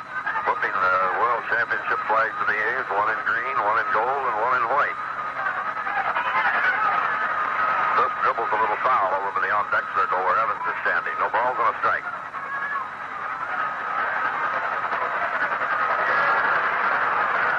Two men out, Cooper at second. Boston has 5 runs on 7 hits. Oakland no runs on but 2 hits.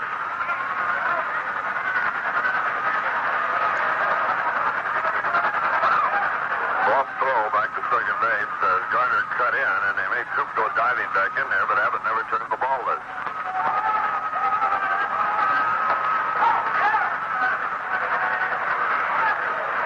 And Abbott had slowed up considerably here with a base runner on. Works pretty rapidly, and nobody's on. He works the fifth, down low and into a right-hand batter, 1 ball, 1 strike. Clyde continues to warm up.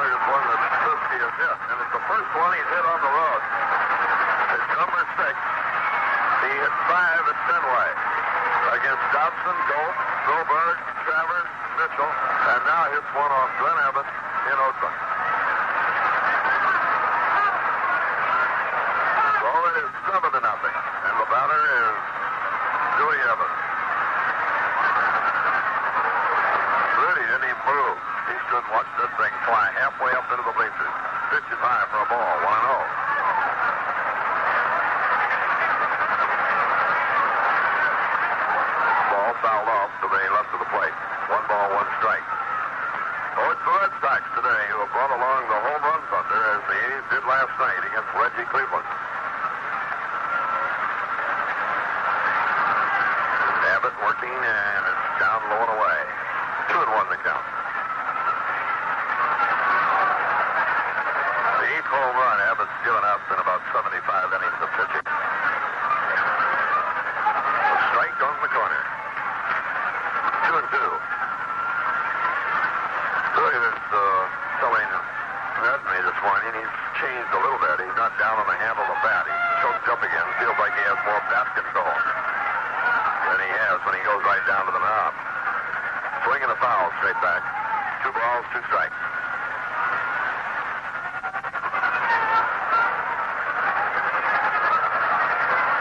2 men out, 2 runs in. Next pitch by Abbott. Bounced foul over by the dugout of the A's.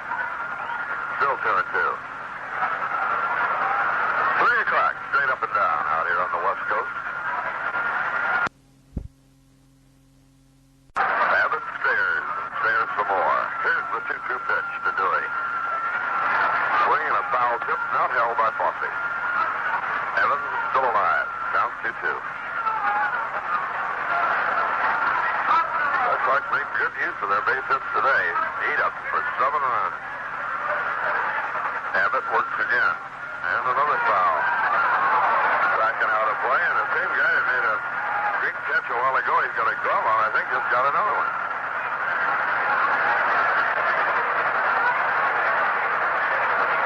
The place is so wide open down below and up here in the upper decks. A lot of people have always brought baseball gloves. Not only kids, some grown-ups. 2-2 pitch. Struck gently out into center field. Washington coming on. Can't get it. It falls in for a base hit. So Evans has a hit, and we'll pause for identification. This is Red Sox baseball.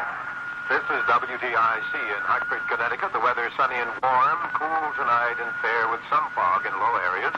Temperature in the 50s and 60s. Tomorrow, sunny and warm. Temperatures 90 to 95.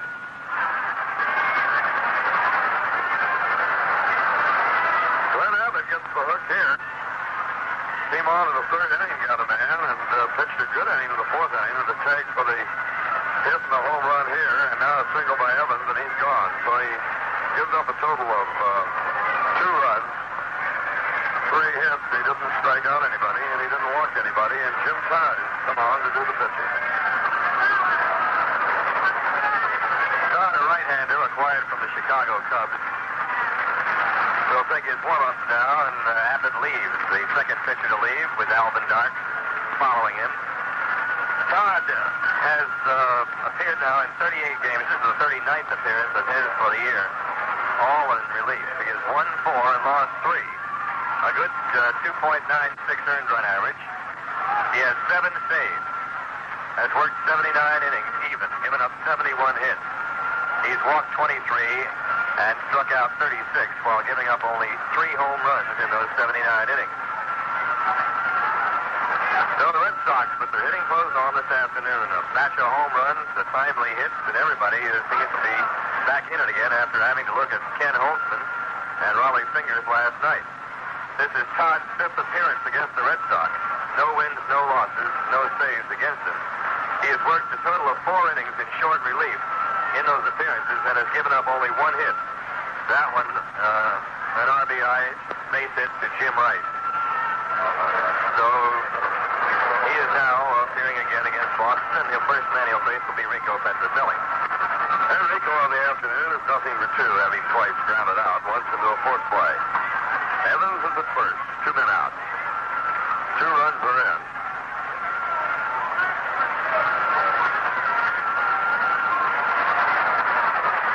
And the pitch to Rico is in for a strike, 0-1.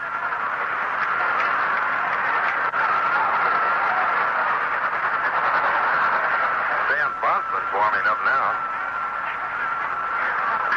There's a shot, left center field. Washington comes over, can't get it. Here's Evans moving on to 3rd. The throw comes on, and he is in there. Throw on to 2nd, and Petrocelli's out. So Rico gets a base hit, tried to take a few liberties. Play was 8-5-4 to break up the chance of any more runs. 2 runs in the inning, a total of 4 hits, no errors, and 1 man left. And at the halfway mark, going to the last of the 5th, Boston leads 7-0. Harry, if I see one more busted water pump, I'll scream. I'm ready to retire. At age 25, we don't even have a pension plan here. If you're not covered by a retirement plan, call the Internal Revenue Service for their free booklet that tells how you may be able to start your own plan and also get a tax break. It's publication number 590 on individual retirement accounts. That's publication 590. Harry, look at this water pump. Who cares? I just started my own retirement plan. Fishing, golfing. If your car sputters, stalls, and misses, see your AC Delco serviceman and tune up your car with reliable AC spark plugs and Delco Remy points and condenser. AC Delco tune-up parts get the stall out of your car. See your AC Delco serviceman about a tune-up today. Your headquarters for AC Delco quality parts are McDonald Auto Parts in Canton, Connecticut, Bendix Brake Service in Waterbury, and Torrington Brake Service in Torrington. William Francis Lee, with 7 runs to work with, goes to the A's captain, Sal Bando. He walked him on a 3-2 pitch back in the 2nd inning.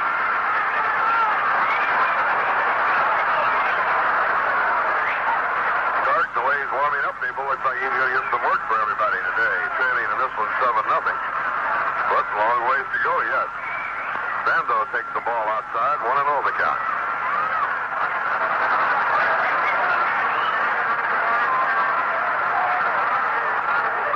Pumps up again, and Sal takes low. 2-0 on Mr. Bando. Bando, Garner, and Fosse, the bottom 3 in the batting order. Ball 3 is outside, and Lee is trying to throw strikes for the big lead who's gotten behind Bando 3-0.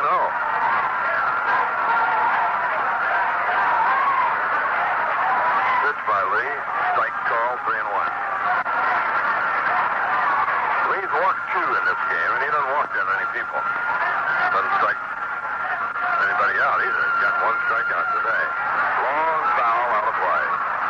Left field side. So he comes back to go full with Bando, 3-2.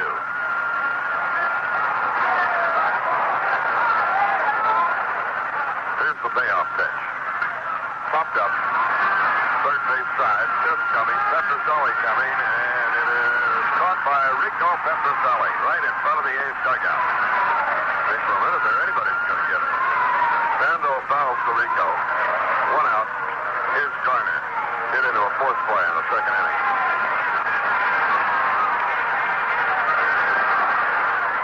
Bill Garner, the man picked to replace Dick Green as he went into retirement and finally made it stick after retiring about 5 times before that. He and his family have a very prosperous trucking business out in South Dakota. Garner takes the soft pitch high. 1 ball, no strike. Green was a good one. Make no mistake about that, as you saw in the last World Series, and the Dodgers did too. High again. 2 balls, no strike. So Lee's fiddling around out there now, trying funny pitches and everything else. He got behind Bando 3-0 before he got him, and now he's behind Garner 2-0. Sticks that one down the middle for a strike, 2-1.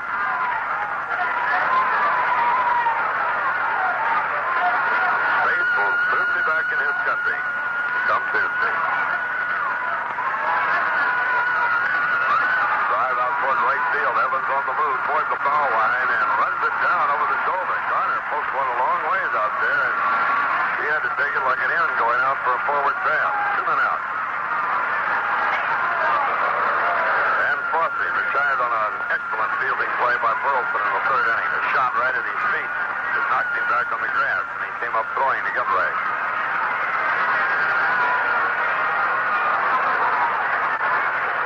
Ray Fosse, one of the real class people of the game.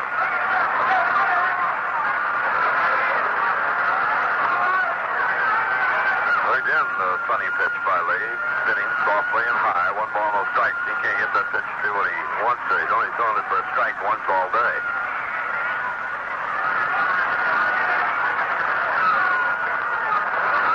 breaking ball in and over at the letters 1-1. We're in the bottom of the fifth. The Red Sox are leading the A's 7-0. Swing and a miss, and Fosse way out in front of that. 1-2.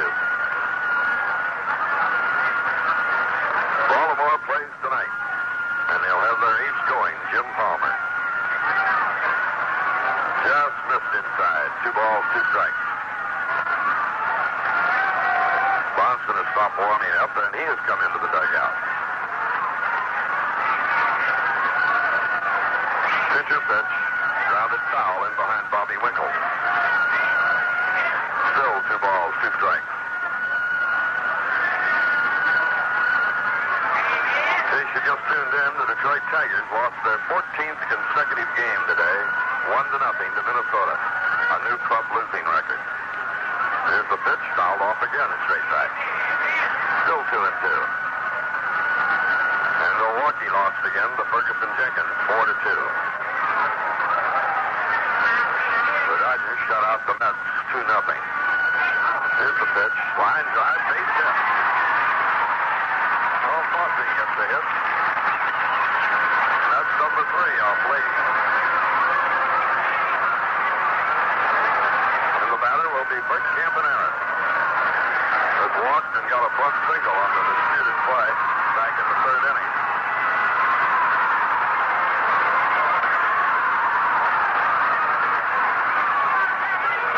Petroselli moves into the edge of the grass.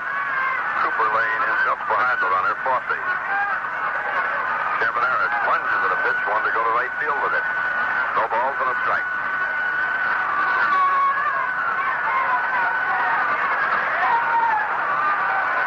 2 men out.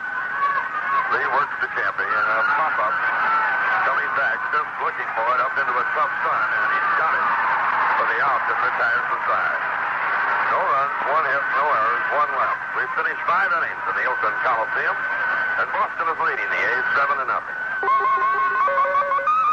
522-2261. 7 numbers, 6 seconds. 6 seconds of your time to dial 7 numbers. 522-2261. This number could change your future. 6 seconds and you have an appointment for your free aptitude test in computer programming at the Moore School of Business, 183 Ann Street, Hartford. Moore School of Business, the better business way of training since 1860, speaks the latest in computer languages and systems. 6 seconds, 7 numbers, 522-2261. Your new world of success, your career in computer programming at the Moore School of Business, downtown Hartford, opposite Pacific Center. Low-cost student loans, grants, and scholarships available. Veterans benefits, and a placement service that works to get you working. 522-2261. 6 seconds, 7 numbers. An appointment with your future. Well, they're into the 6th inning and leading 7-0. I can't think of a nicer birthday present with the boys down below to give you than a nice shot victory today over this club. Boy, that would help. It'd be the best news of August night for a long time. Yeah, you've got a president resigning on that date, a bomb of Nagasaki, and the Charles Manson murder. I don't know what else. At least this is positive. Ralph Houck's birthday, too, and Bill Camel with the Twins, and Jerry Moses, wherever he's catching now. Here's Rick Burleson up, 6th inning. Red Sox leading 7-0, and he slams the pitch up in the air to left field. Joe Rudy right there. Comes in a couple of steps and pockets it for the out. Previously, Burleson had fly to left again and single to left. He's hit the ball very well today. Really back into it a little bit. 1 out, and Carbo up. Carbo is struck out, doubled, and flied out. His double drove in a run in the 3rd inning. That helped get that inning going when the Red Sox scored 4 times.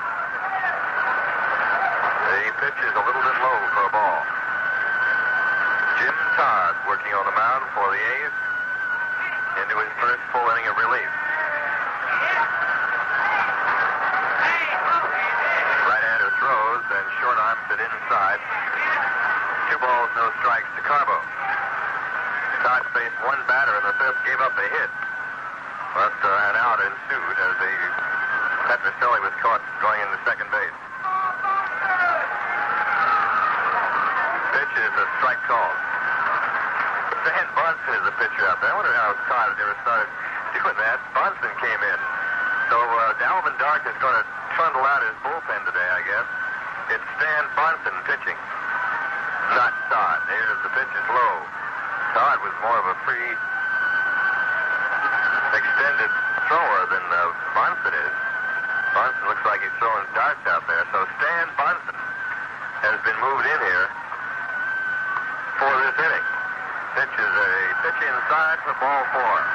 They just dropped him out of the starting rotation entirely. Yeah, he had been, I thought that was going to be a good pickup for them. And he's won 7 and lost 10 on the year with a 5.35 earned run average on the season. Since coming to Oakland, he's won 3 and lost 4.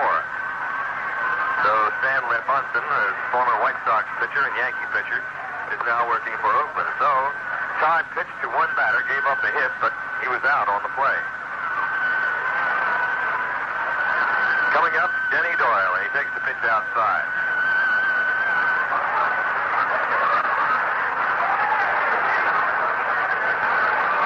Red Sox leading 7-0.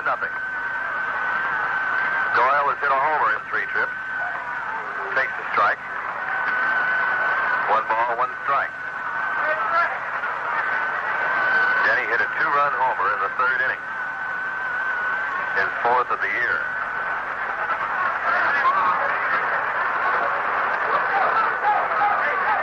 Now the pitch by Bunsen is fouled off, going out of play.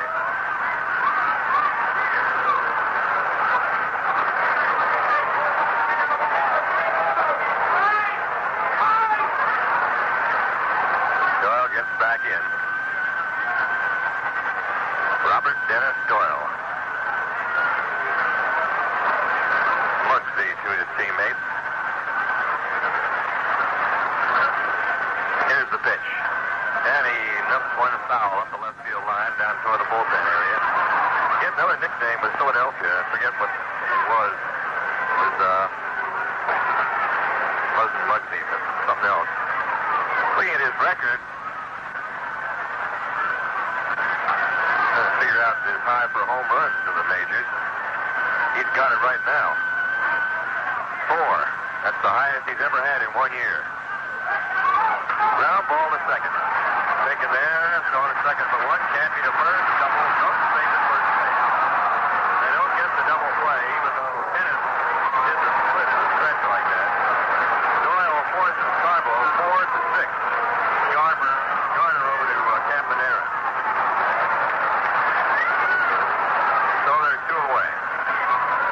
Doyle at first base.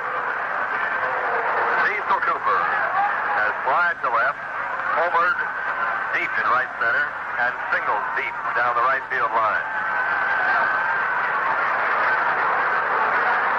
Doyle's biggest year for home runs was 6, but that was with Eugene in AAA, Pacific Coast League. Cooper fouls the first pitch off the screen, strike 1.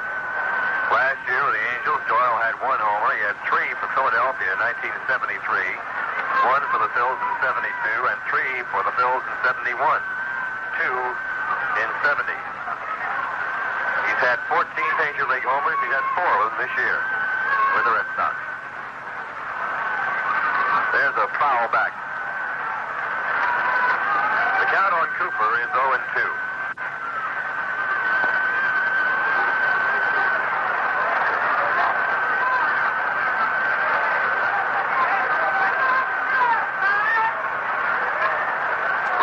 Leading 7-0. Stan Bunsen looking in.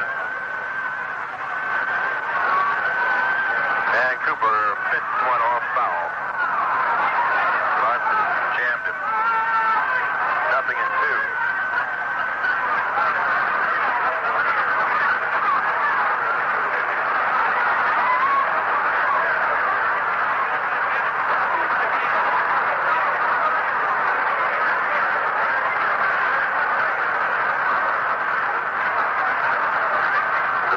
By the right-hander, it's down low, blocked by Bossy. 1 ball, 2 strikes.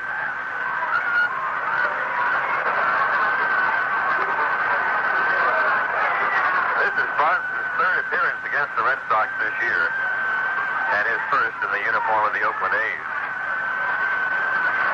He has beaten them once when he was with the White Sox. 1-0 against them. Pitching now to Cooper with a count of 1 ball, 2 strikes. To look over to first base. Doyle hanging at first with 2 outs.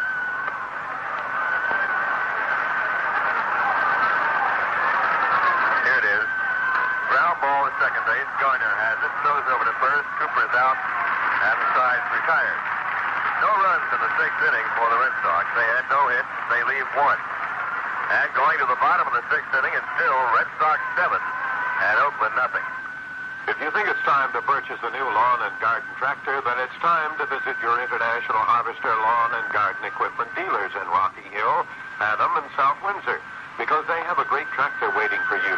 It's International Harvester's tractor of the future, the Cub Cadet, and it's available to you today.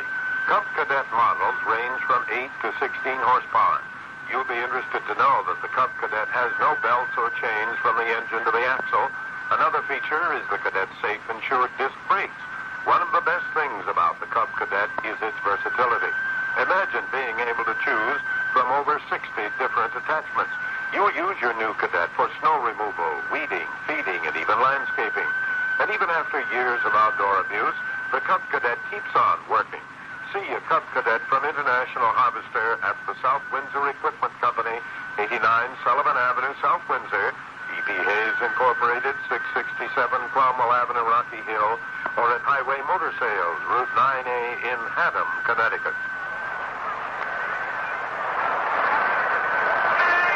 This is the bottom of the 6th inning. The Red Sox are leading the Oakland A's 7-0. And it'll be Williams, Washington, and Jackson. White Sox will open the homestand with the Red Sox on the 22nd of August, remember. And Wilbur Woods, Jim Scott, Darren Johnson, the White Sox crew all be in there for a 10-game homestand. They start off the 10-game stand. Here's Billy Williams, first up against Bill Lee, who's on top of a 7-0 lead. The pitch to Williams, a called strike. Billy is the designated hitter. Twice he has forced Campaneris at second base. Lee pitches. Fastball fouled off to the right. 0-2.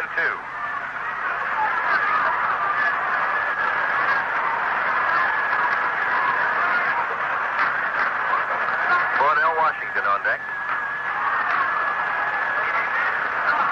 Lee to Williams. Fastball swung on. He's out of there. Bill Lee collects his second strikeout. Williams is gone and Washington's on.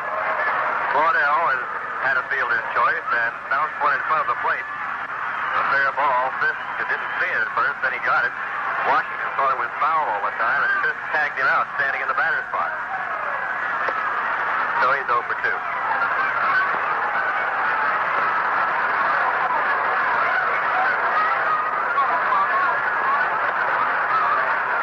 Lee goes to work. Curves Washington outside. Ball 1.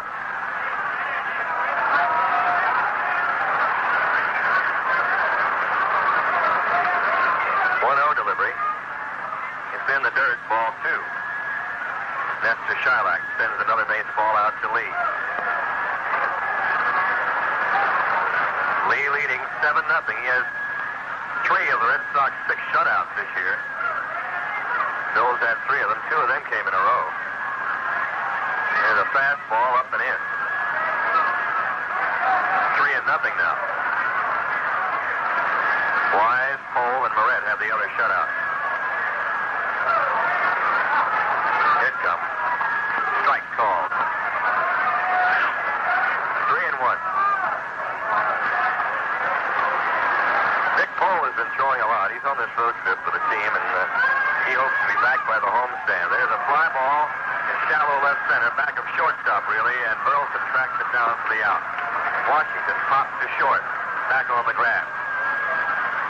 There are 2 down, and Jackson is up. Reggie is flying to center and struck out. Dick Cole and Roger Moret both threw today on the side. Cole says the division is gradually coming back. It's not 100% yet, but he feels super. Says he feels great. If they wanted him to pitch, he could. But he's still on the disabled list.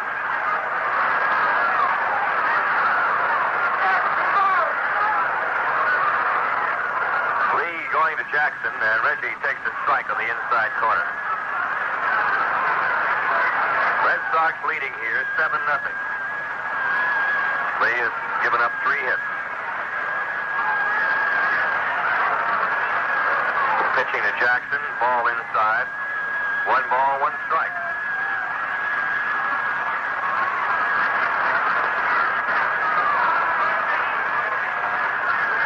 And there's a long drive to center field. Lynn going back near the wall. Lynn is there. Rice takes it, though, as Freddie ducked away at the last moment. Ooh, close to coming to be a collision out there, but Jim Rice takes the long drive off the bat of Reggie Jackson. Nothing across in the 6th inning. And we go to the 7th with the score still. Red Sox 7 and Oakland nothing.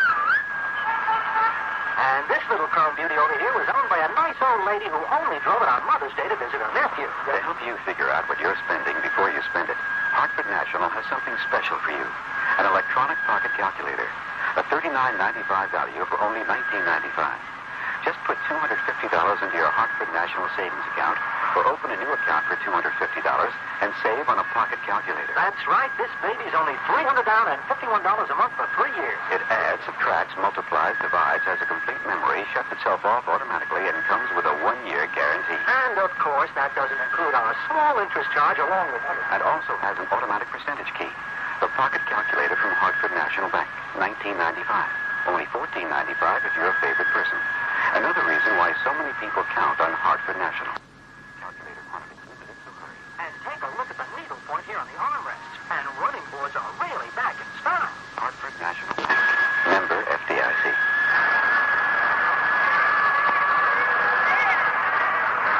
Into the 7th inning.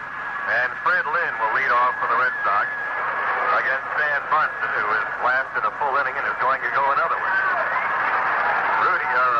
Lynn has gotten 1 hit in 3 trips. He had a bunt single in the 2nd inning. Stole second and scored on Fisk's single, which was the first run of the game. Then the Red Sox came up with 4 more in the 3rd and 2 more in the 5th. Lynn takes the pitch inside from Bunsen, ball 1. Fred hitting at .333 right now. Bunsen throws. High fly ball, deep center, but not deep enough. Washington drifts back. He's there, and he's got it. Fred Lynn flies to center field. And here's Jim Rice. He's 0 for 3. Slide to right, struck out, fouled out. Pretty good Saturday afternoon crowd here, considering it's Oakland.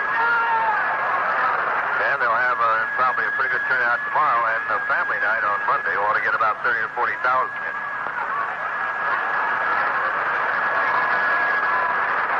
Monson pitching to right, outside, ball 1.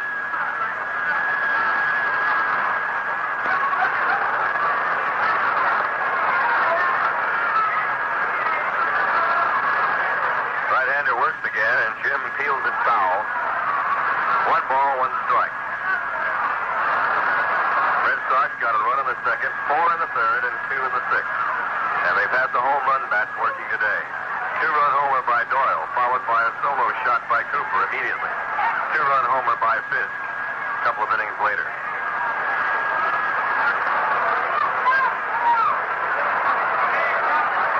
Bunsen works to Rice, and a change-up curve is on the corner for a called strike. 1 ball, 2 strikes.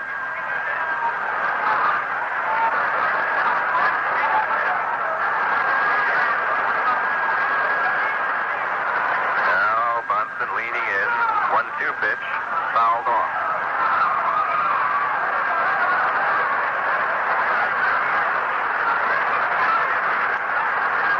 One and two.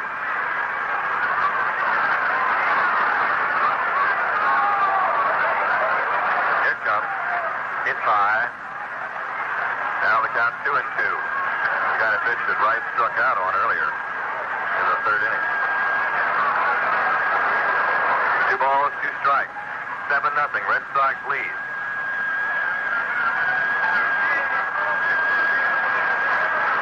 Stan works to Rice. He strikes him out again. 2 down. We'll have a station break. This is Red Sox baseball. WTIC in Hartford, Connecticut. Manchester's Ray Beller, once referred to by Ray McKinley as the greatest lead saxophonist he's ever heard, joins Arnold Dean for a one-night stand with the big bands Thursday night at 9:05 here on Radio 1080. And Carlton Fisk, who's having a fine day, is at the plate against Stan Bonson. Fisk has knocked in 3 runs today, a single driving home a run in the second. He walked in the third and hit a tremendous homer into the left field bleachers that went on in the 5th inning. Went halfway up the bleachers in left. Bud swings and fouls it off. Hit 2 homers this week. Hasn't had that many hits, but when the ones he's gotten have been for distance, he also has a double or 2 sprinkled around.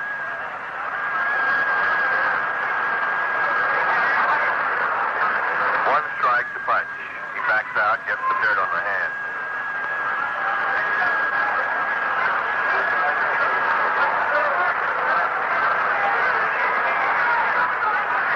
Pitch to him.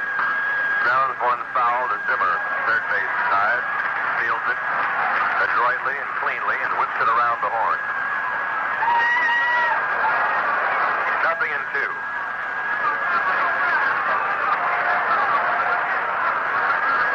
Stan Bonson was a Rookie of the Year in the American League, 1968 rookie pitcher. Made his debut against the Red Sox in 1 inning. He struck out the side. There's a foul back. 0-2.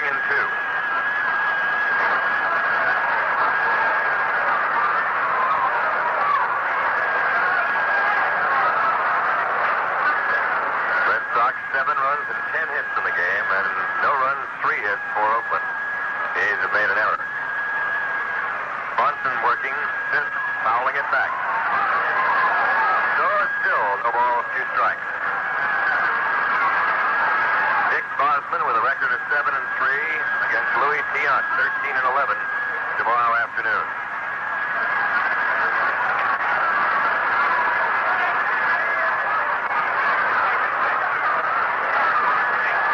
Bonson works, and it's in the dirt, a curveball. He took something off of it.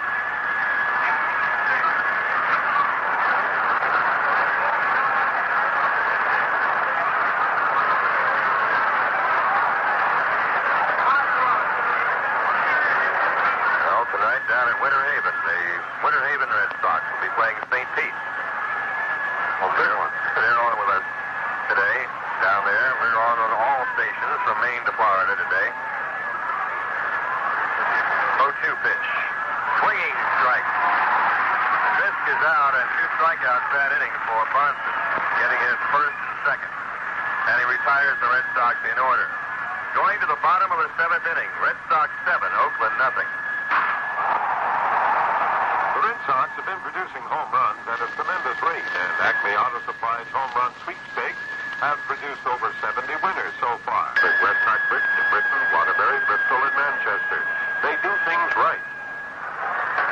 Mr. Woods has just been greeted by his little knot of fans that remember him from his days here, and they, about the 7th inning every time they yell up. They used to just yell with their bare voices. Now they got a bullhorn. I'm glad the people are, but I appreciate it. I know. Well, they weren't here last night, and I think we needed them last night. They sure did. Joe Rudy first up. Continuation at the beginning of side 4 after a short delay.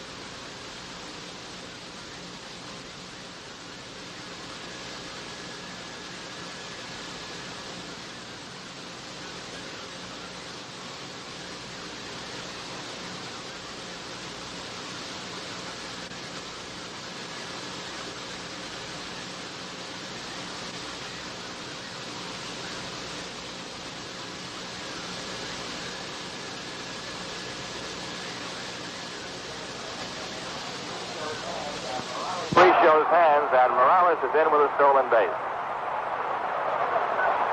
The throw from Fisk was down right about the right place.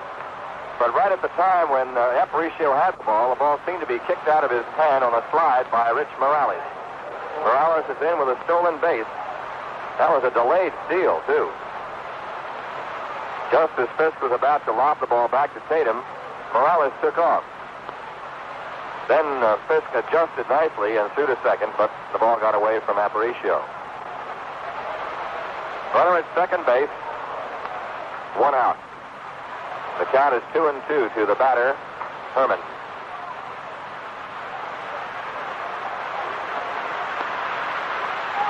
Tatum gets ready. Throws. Fouled back. Still 2-2. That was Morales' first stolen base of the season.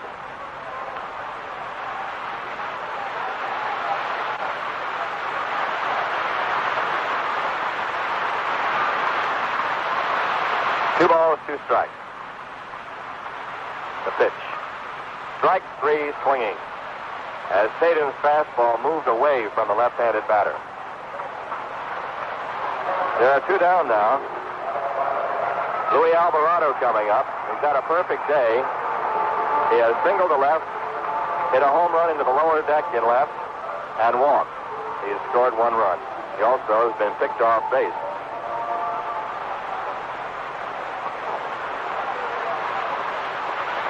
Tatum goes back to the mound now. Alvarado steps in.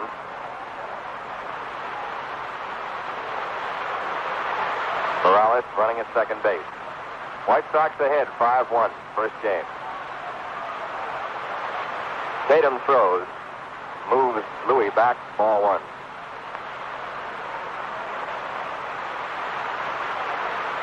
Tatum, another one is on the major injury list this year for the Red Sox. They've had a number of them.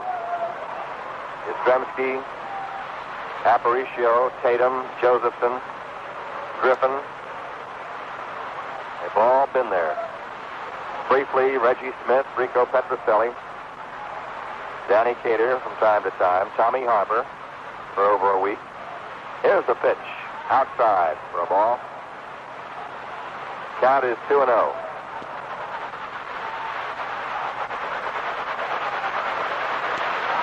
But by Mr. Woods is greeted by his little knot of fans that remember him from his days here, and they, about the 7th inning every time they yell up, they used to just yell with their bare voices. Now they got a bullhorn. I was glad they were the people alive. I appreciate it. I know. Well, they weren't here last night, and I think we needed them last night. They sure did. Joe Rudy first up. Rudy has tennis to Mando against Bill Lee, working on a shutout and a 3-hitter. Rudy has one of the 3 hits, a single to right field in the 4th. He's 1 for 2.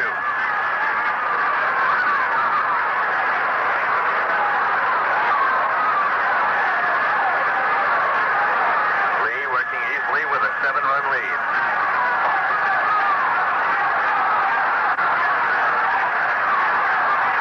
The pitch. Soft curve inside to Rudy, ball 1.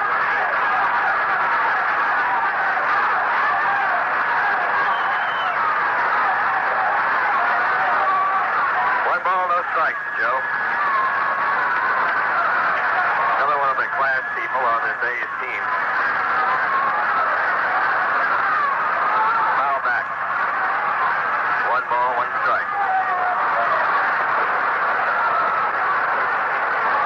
Reggie Jackson says he's a good friend of Rudy. He says Joe just doesn't belong on his team. He doesn't fight, he doesn't talk. He doesn't cause any trouble. He just gets out there and plays.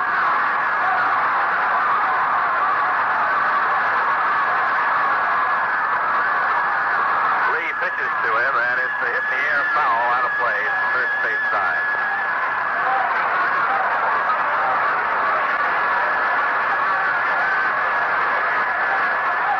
So 1 ball, 2 strikes.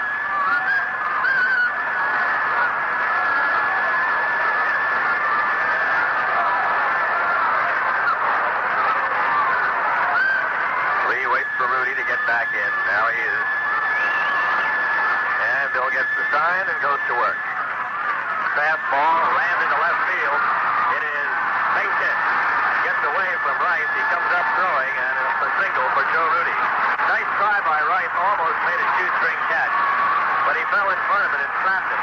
Got that big husky body in front of it, made sure it didn't get behind him. So Rudy gets his second hit, a leadoff single here in the seventh. Hit number 4 off lead. Gene Tennis up. Twice has grounded to Petrocelli at third, once into a double play. High fly ball, right center field. Evans coming in. Doyle calls for it, then Evans calls him off, and Dwight takes it. Then he's shying off at the last moment. Evans was calling all the way and had a good lead on it coming in. 1 out. Fly to short right by Tennis on the first pitch. Now Bando is up. He is walked and fouled out.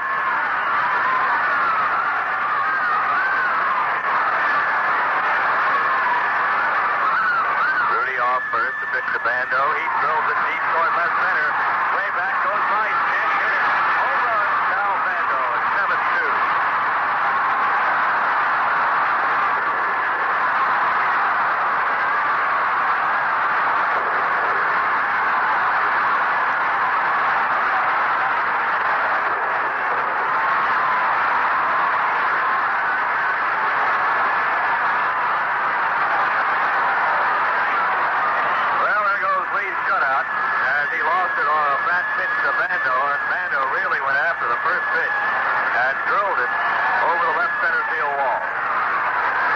Number 9 for Bando this year.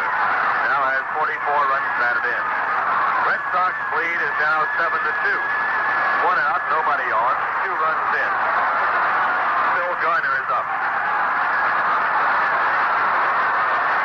Pitch to the right-handed batter, a soft curve, strike 1 called.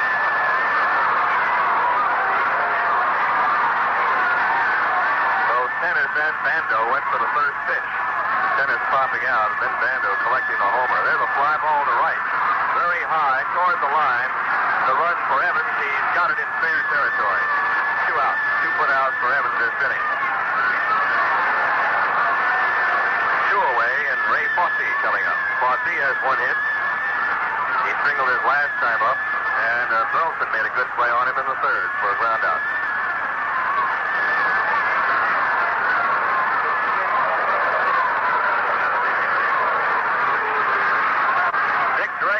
Throwing now in the Red Sox bullpen. Drago, right-hander, getting up to throw. There's a curveball over to Fosse, called strike.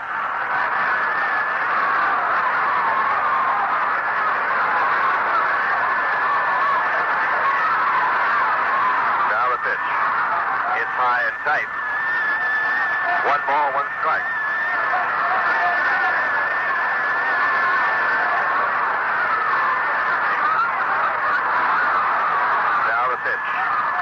Fly ball, right center field toward the gap, but covered there by Evans. And Dwight has it for the out. 3 put outs for Evans that inning.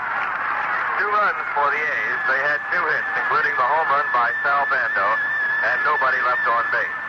And going to the 8th inning, it's Red Sox 7, the A's 2. You say you're looking for baby. Super Sears sensational baby.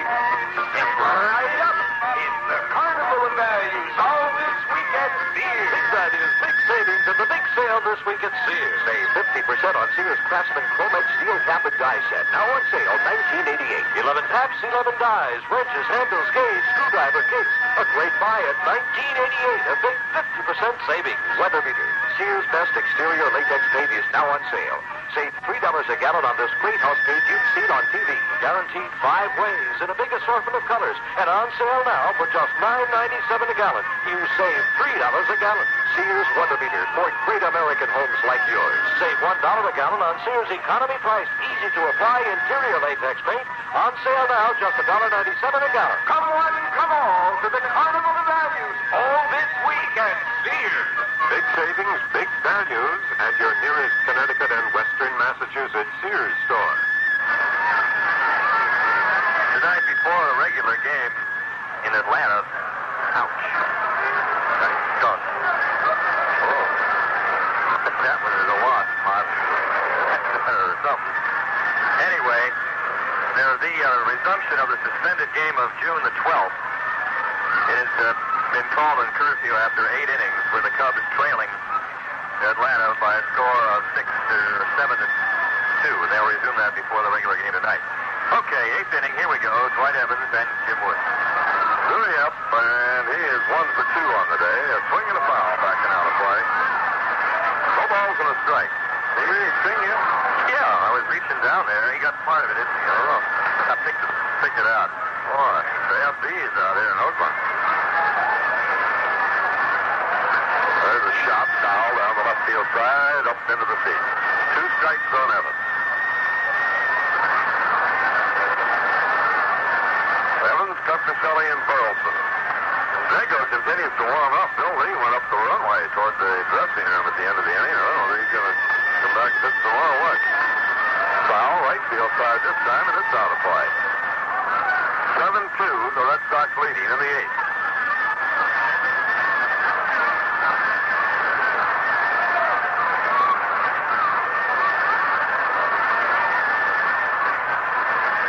Bonson gets ready to work. Does, and a ground ball hit down to the right side. Garner up with it, snaps his throw to 7. 1. Well, Bonson's come on to throttle the Red Sox attack. 4th pitcher of the day for Alvin Dark. Siebert on the hook for the game, followed by Abbott, Child, and Bunce. Petroselli up now. He's 1 for 3. Singled in the 5th inning. It was cut down trying to get to second when they made the play on Evans the 3rd, but he didn't even come close to making that. Rico takes the ball down low and away from a right-hand batter. 1 ball, no strike.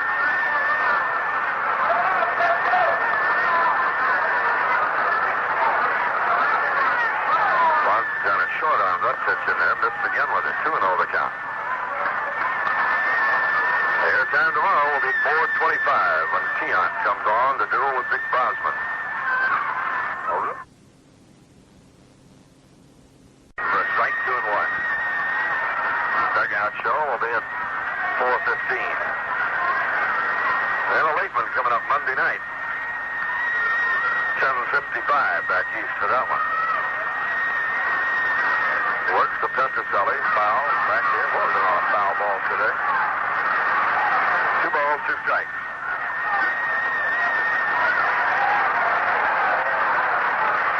Some of the games back in the eastern section are getting started. Down a little bit low to Rico, 3-2. Cincinnati tonight. Blair goes for Montreal and Gary Nolan for the Reds. 3 balls, 2 strikes. Rico Petroselli batting with 1 out here. Pitch is strike 3 balls. Thompson records his first strikeout. The only man at first base off Thompson is Carbo with a walk. Here's Burleson. 1 for 3, but he's hit the ball hard every time he's been up today. Twice flying out to Rudy.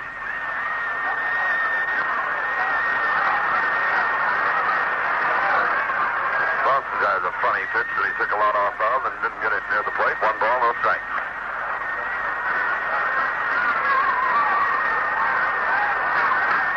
Ground ball hit down to Bando, who's up and on the first in time. No, they really didn't get him. Throw pulled tennis off the bag, and he tried to tag Burleson, and he didn't get him, and an error will be charged to Bando. It wasn't there, the tag. So the Red Sox get a foot in the door on the error, and Bernie Carbo comes up. 1 for 3 on the day.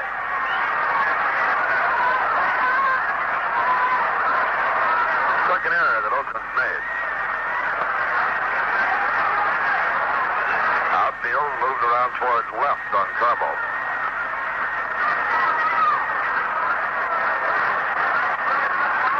Bernie hits a high pop-up, foul territory. Bando coming over, has a lot of room, still coming, and makes the catch. No runs, no hits, there was an error and 1 left. They go to the last half of the 8th inning. 7-2 Boston. Lots of golfing fun and top-notch demonstration. Well, for reasons unknown up here, Bill Lee has called it a day. And Dick Drago is on. Lee went 7 innings, giving up 2 runs, 5 hits, walked 2, and struck out 2. And here's Drago.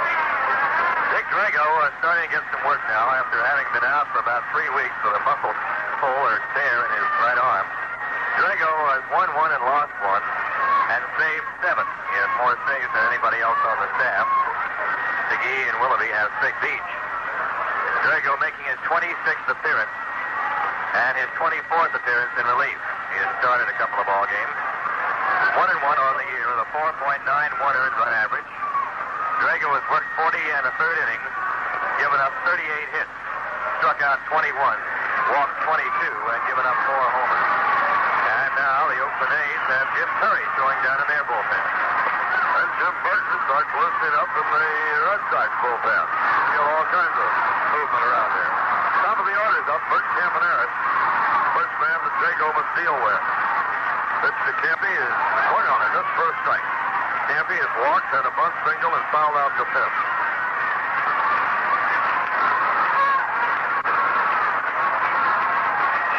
Drago swings to the big windup, delivers up high. 1 ball, 1 strike on Campaneris. Lee turned in a fine 7-inning effort. Might have developed a blister or something, I don't know. That is the bunt, along first. Cooper got it, and this time he's got Campaneris. Same play exactly, and Cooper grabbed this one and charged head on right at Campaneris, who tried to avoid him again, and this time Campy did go out of the base path, but Cooper tagged him anyway. 1 out. Old Coop wasn't going to let him get away with that again. Billy Williams the batter now. He's 0 for 3.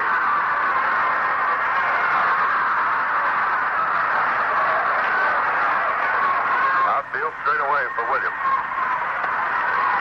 He looks at Drago for the first time in this game. Swung on and missed, and Drago's fastball is hopping. 0-1.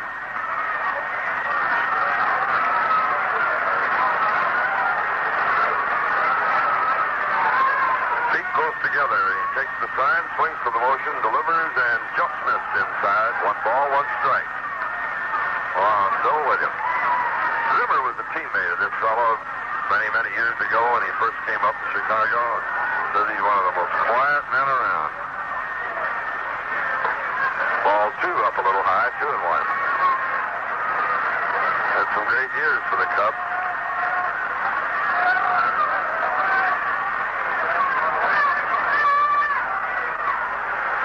And was he ever a dangerous hitter in Wrigley Field? 2-1 pitch by Drago. Fly ball hit out towards left. Rice coming up, Burleson going back, and Jim Rice makes a one-handed catch. 2 out. Well, he stopped Williams today. He's 0 for 4. And it'll bring up Claudell Washington. There's 0 for 3 on the day. Red Sox are leading 7-2. We're in the last of the 8th. Baltimore plays tonight, as do the Yankees.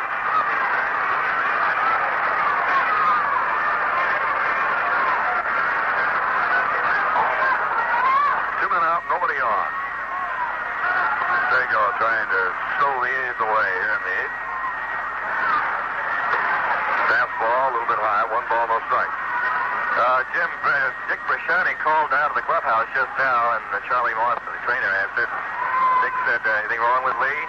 And Charlie's answer was succinct and non-cryptic. He just said, nothing. So that's, I don't know why he went out, or no reason was given. There's nothing wrong with him physically. Bossy, this turned around and said something to Shylock. I don't think he's mad about the call. Washington stepped out of the batter's box. 1 ball, no strike. Ball 2 a little bit in. 2 balls, no strike.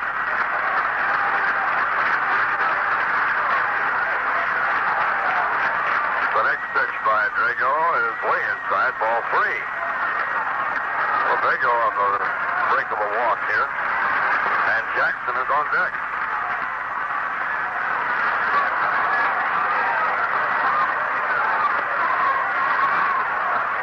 The 3-0 pitch. Right down the middle for a strike. 3-1. Claudell taking all the way.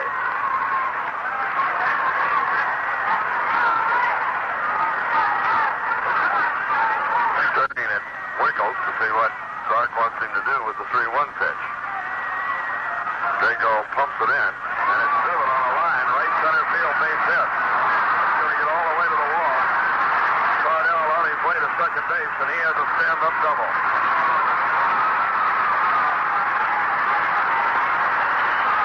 Hit number 1 off Drago, and hit number 6 for Oakland. And Reggie Jackson stands in now with a man at second. 2 men out. Jackson twice has flied fairly deep to the outfield. The other time he struck out. Fisk is out to the mound talking to Drago.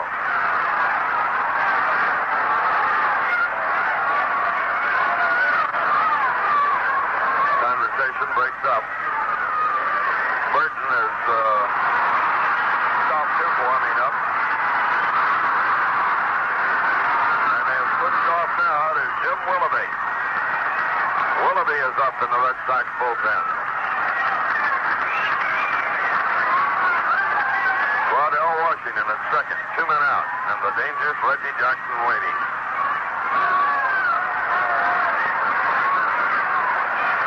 Pitch to Jackson. Hooks the plate. Ball strike right at the letters. 0-1.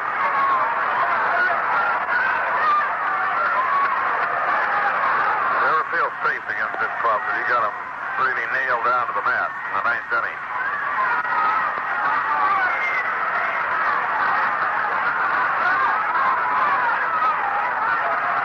Drago finally gets ready to work to Reggie. Pitch to him is high for a ball. 1-1 the count.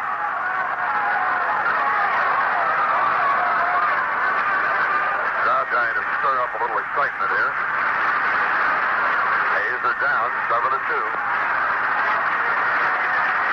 Washington tried to ignite something here with his slashing double up the right center field alley. Drago works. Jackson swings and fouls it off, and it sounded like a broken bat. It is. Reggie's very particular about his bat. As any big hitter is. That boy brings him up a couple of more. Doesn't like either one of them. So, don't like that one. Goes over to the rosin bag finally. Reggie is on stage. Center stage, to be exact. Now Jackson is a ball and 2 strikes. Now he goes back again. Shylock tells him to, come on, let's get this thing underway. The Reggie Jackson Show.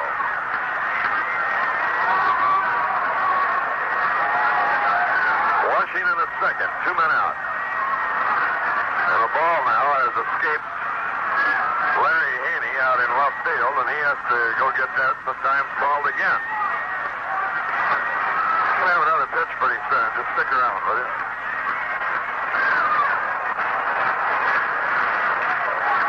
All right, Drago settles down to the business at hand, and that is trying to dispose of one Reginald Jackson. Here's the pitch, and it just missed. Drago thought he had it. 2 balls, 2 strikes. Crowd oohed and ahed a little bit on that, too. 2 balls, 2 strikes, 2 men out. Washington with a walking lead off second.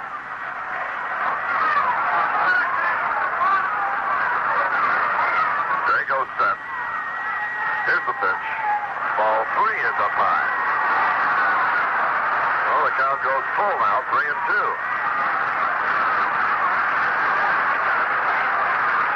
Joe Worthy on deck.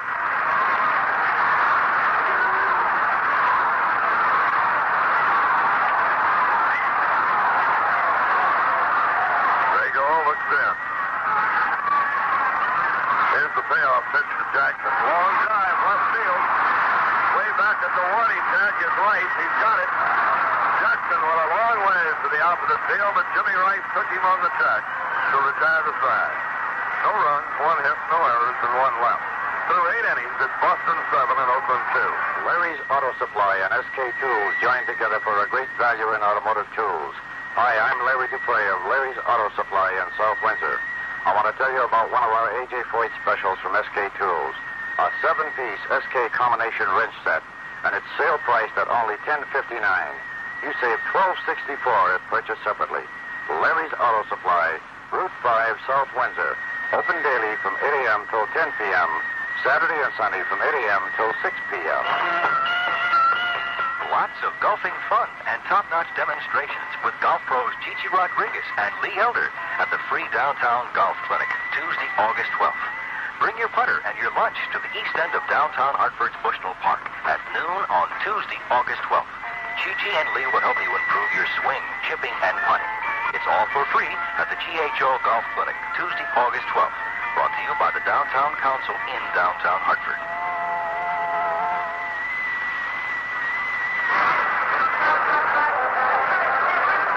The come-home date is August 22nd for a 10-game homestand. Folks back there will be ready for baseball, so you do a little ticket shopping while we're still out here on the coast. Ticket office is open Monday through Friday, 9 to 8. Saturdays and Sundays, 9 to 5. Ready to go, ninth inning, here's Ness. Red Sox leading 7-2 as Denny Doyle will be first up. Doyle, Cooper, and Lynn to face Stan Bunsen. And Perry down there warming up. Now Paul Lindblad, left-hander, and normally a short reliever, is warming up there. Pitch is a called strike on Doyle. Denny's had a hit in 4 trips. 2-run homer in the third. Delivery to him is inside and low. 1 ball, 1 strike.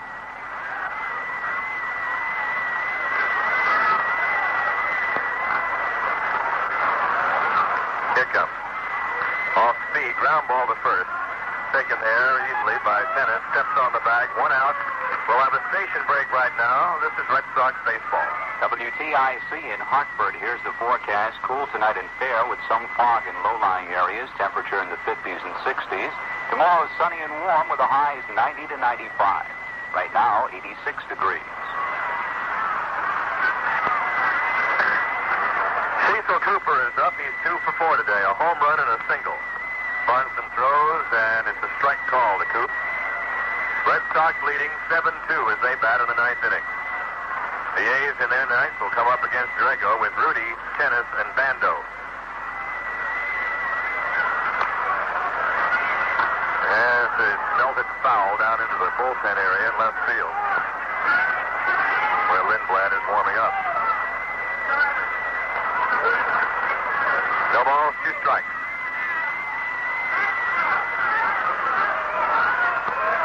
Cooper up with Lynn on deck. The pitch by Bunsen is rifled out into left field, hangs up though. Rudy comes on and makes the catch. Nice running catch by Joe Rudy. Ball was dropping, but it hung up long enough for him to get a good jump and come in and make the catch on the run. 2 out. Fred Lynn, 1 for 4, a bunt single in the 2nd inning. And he was robbed of a hit on a fine play by Phil Garner in the 5th.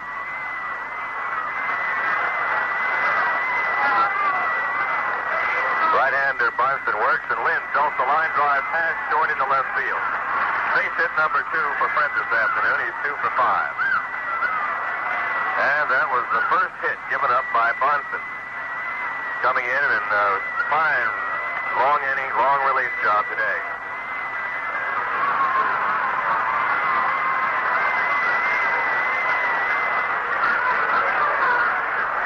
Jim Rice.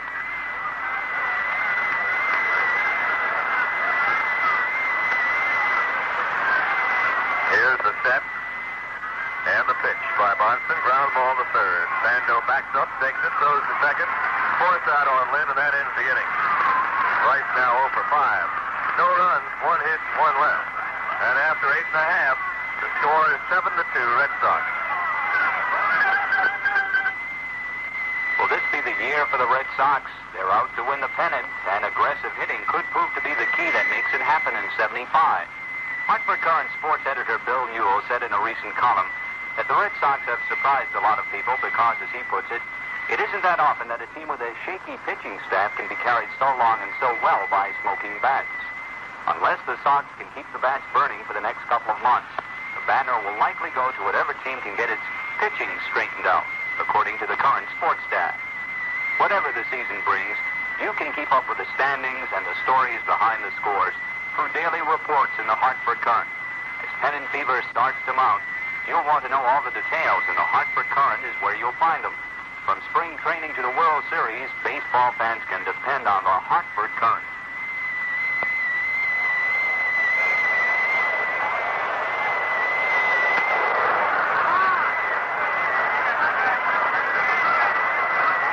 It's the bottom of the ninth inning at Oakland, and the A's are trailing the Red Sox by 5 runs.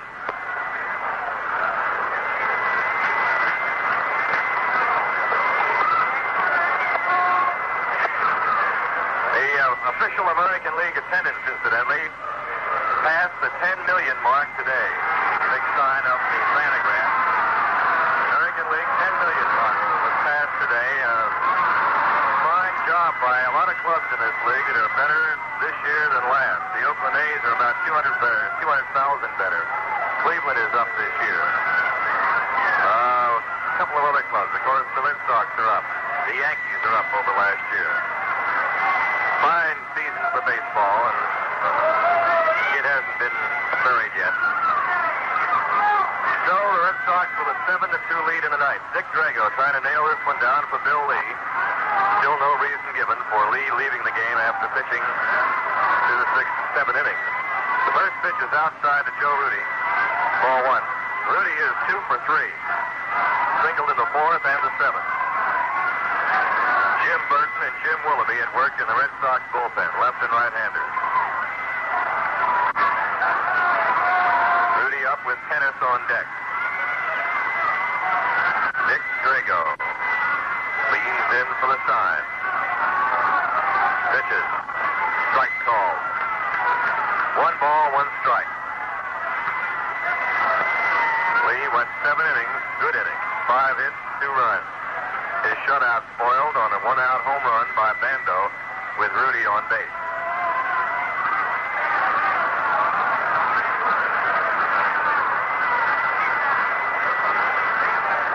1-1 pitch. Fly ball, deep center field. Lynn back. Waits now. He's got it. 1 out. Rudy flies to Lynn and shading over toward left center field. Gene Tennis coming in. He's 0 for 3.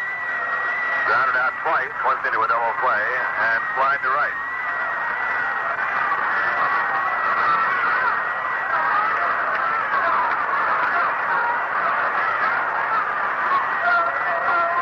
Drago goes to work, and there's a pop-up foul coming back for it. Smith near the railing, can't get it. It's back of the screen and into the runway, which goes from each dugout on either side of back of home plate, running into the car that runs into the dugout, to the clubhouse. 1 strike to Tennis.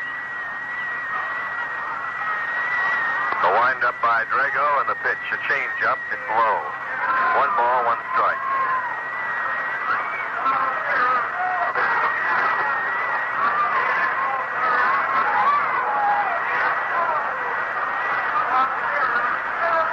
Here it comes.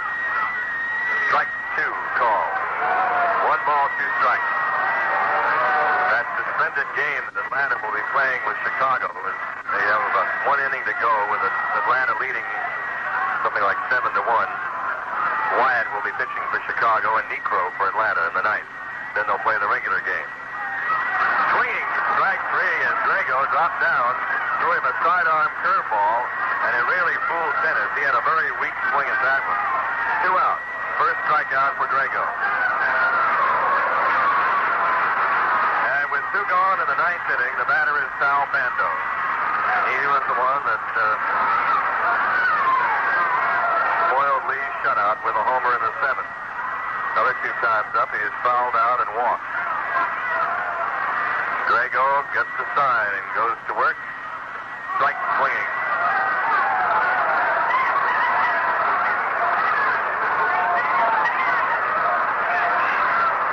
Nothing in 1 to Bando with Gardner on deck. Change up, fly ball, left field, right back, near the wall, at the wall, jumps up, makes the catch, and the ball game's over. right. Climbing up against the wall, took a little leap, and pulled it down for the final out. As Bando's bid for a home run again falls short. And Dick Drago comes off, gets a hand from his teammates, as the right-hander did a good job in the 2 innings he worked. We tie the side in order in the ninth. The final score, the Red Sox 7, the A's 2. We'll wrap it up in a moment.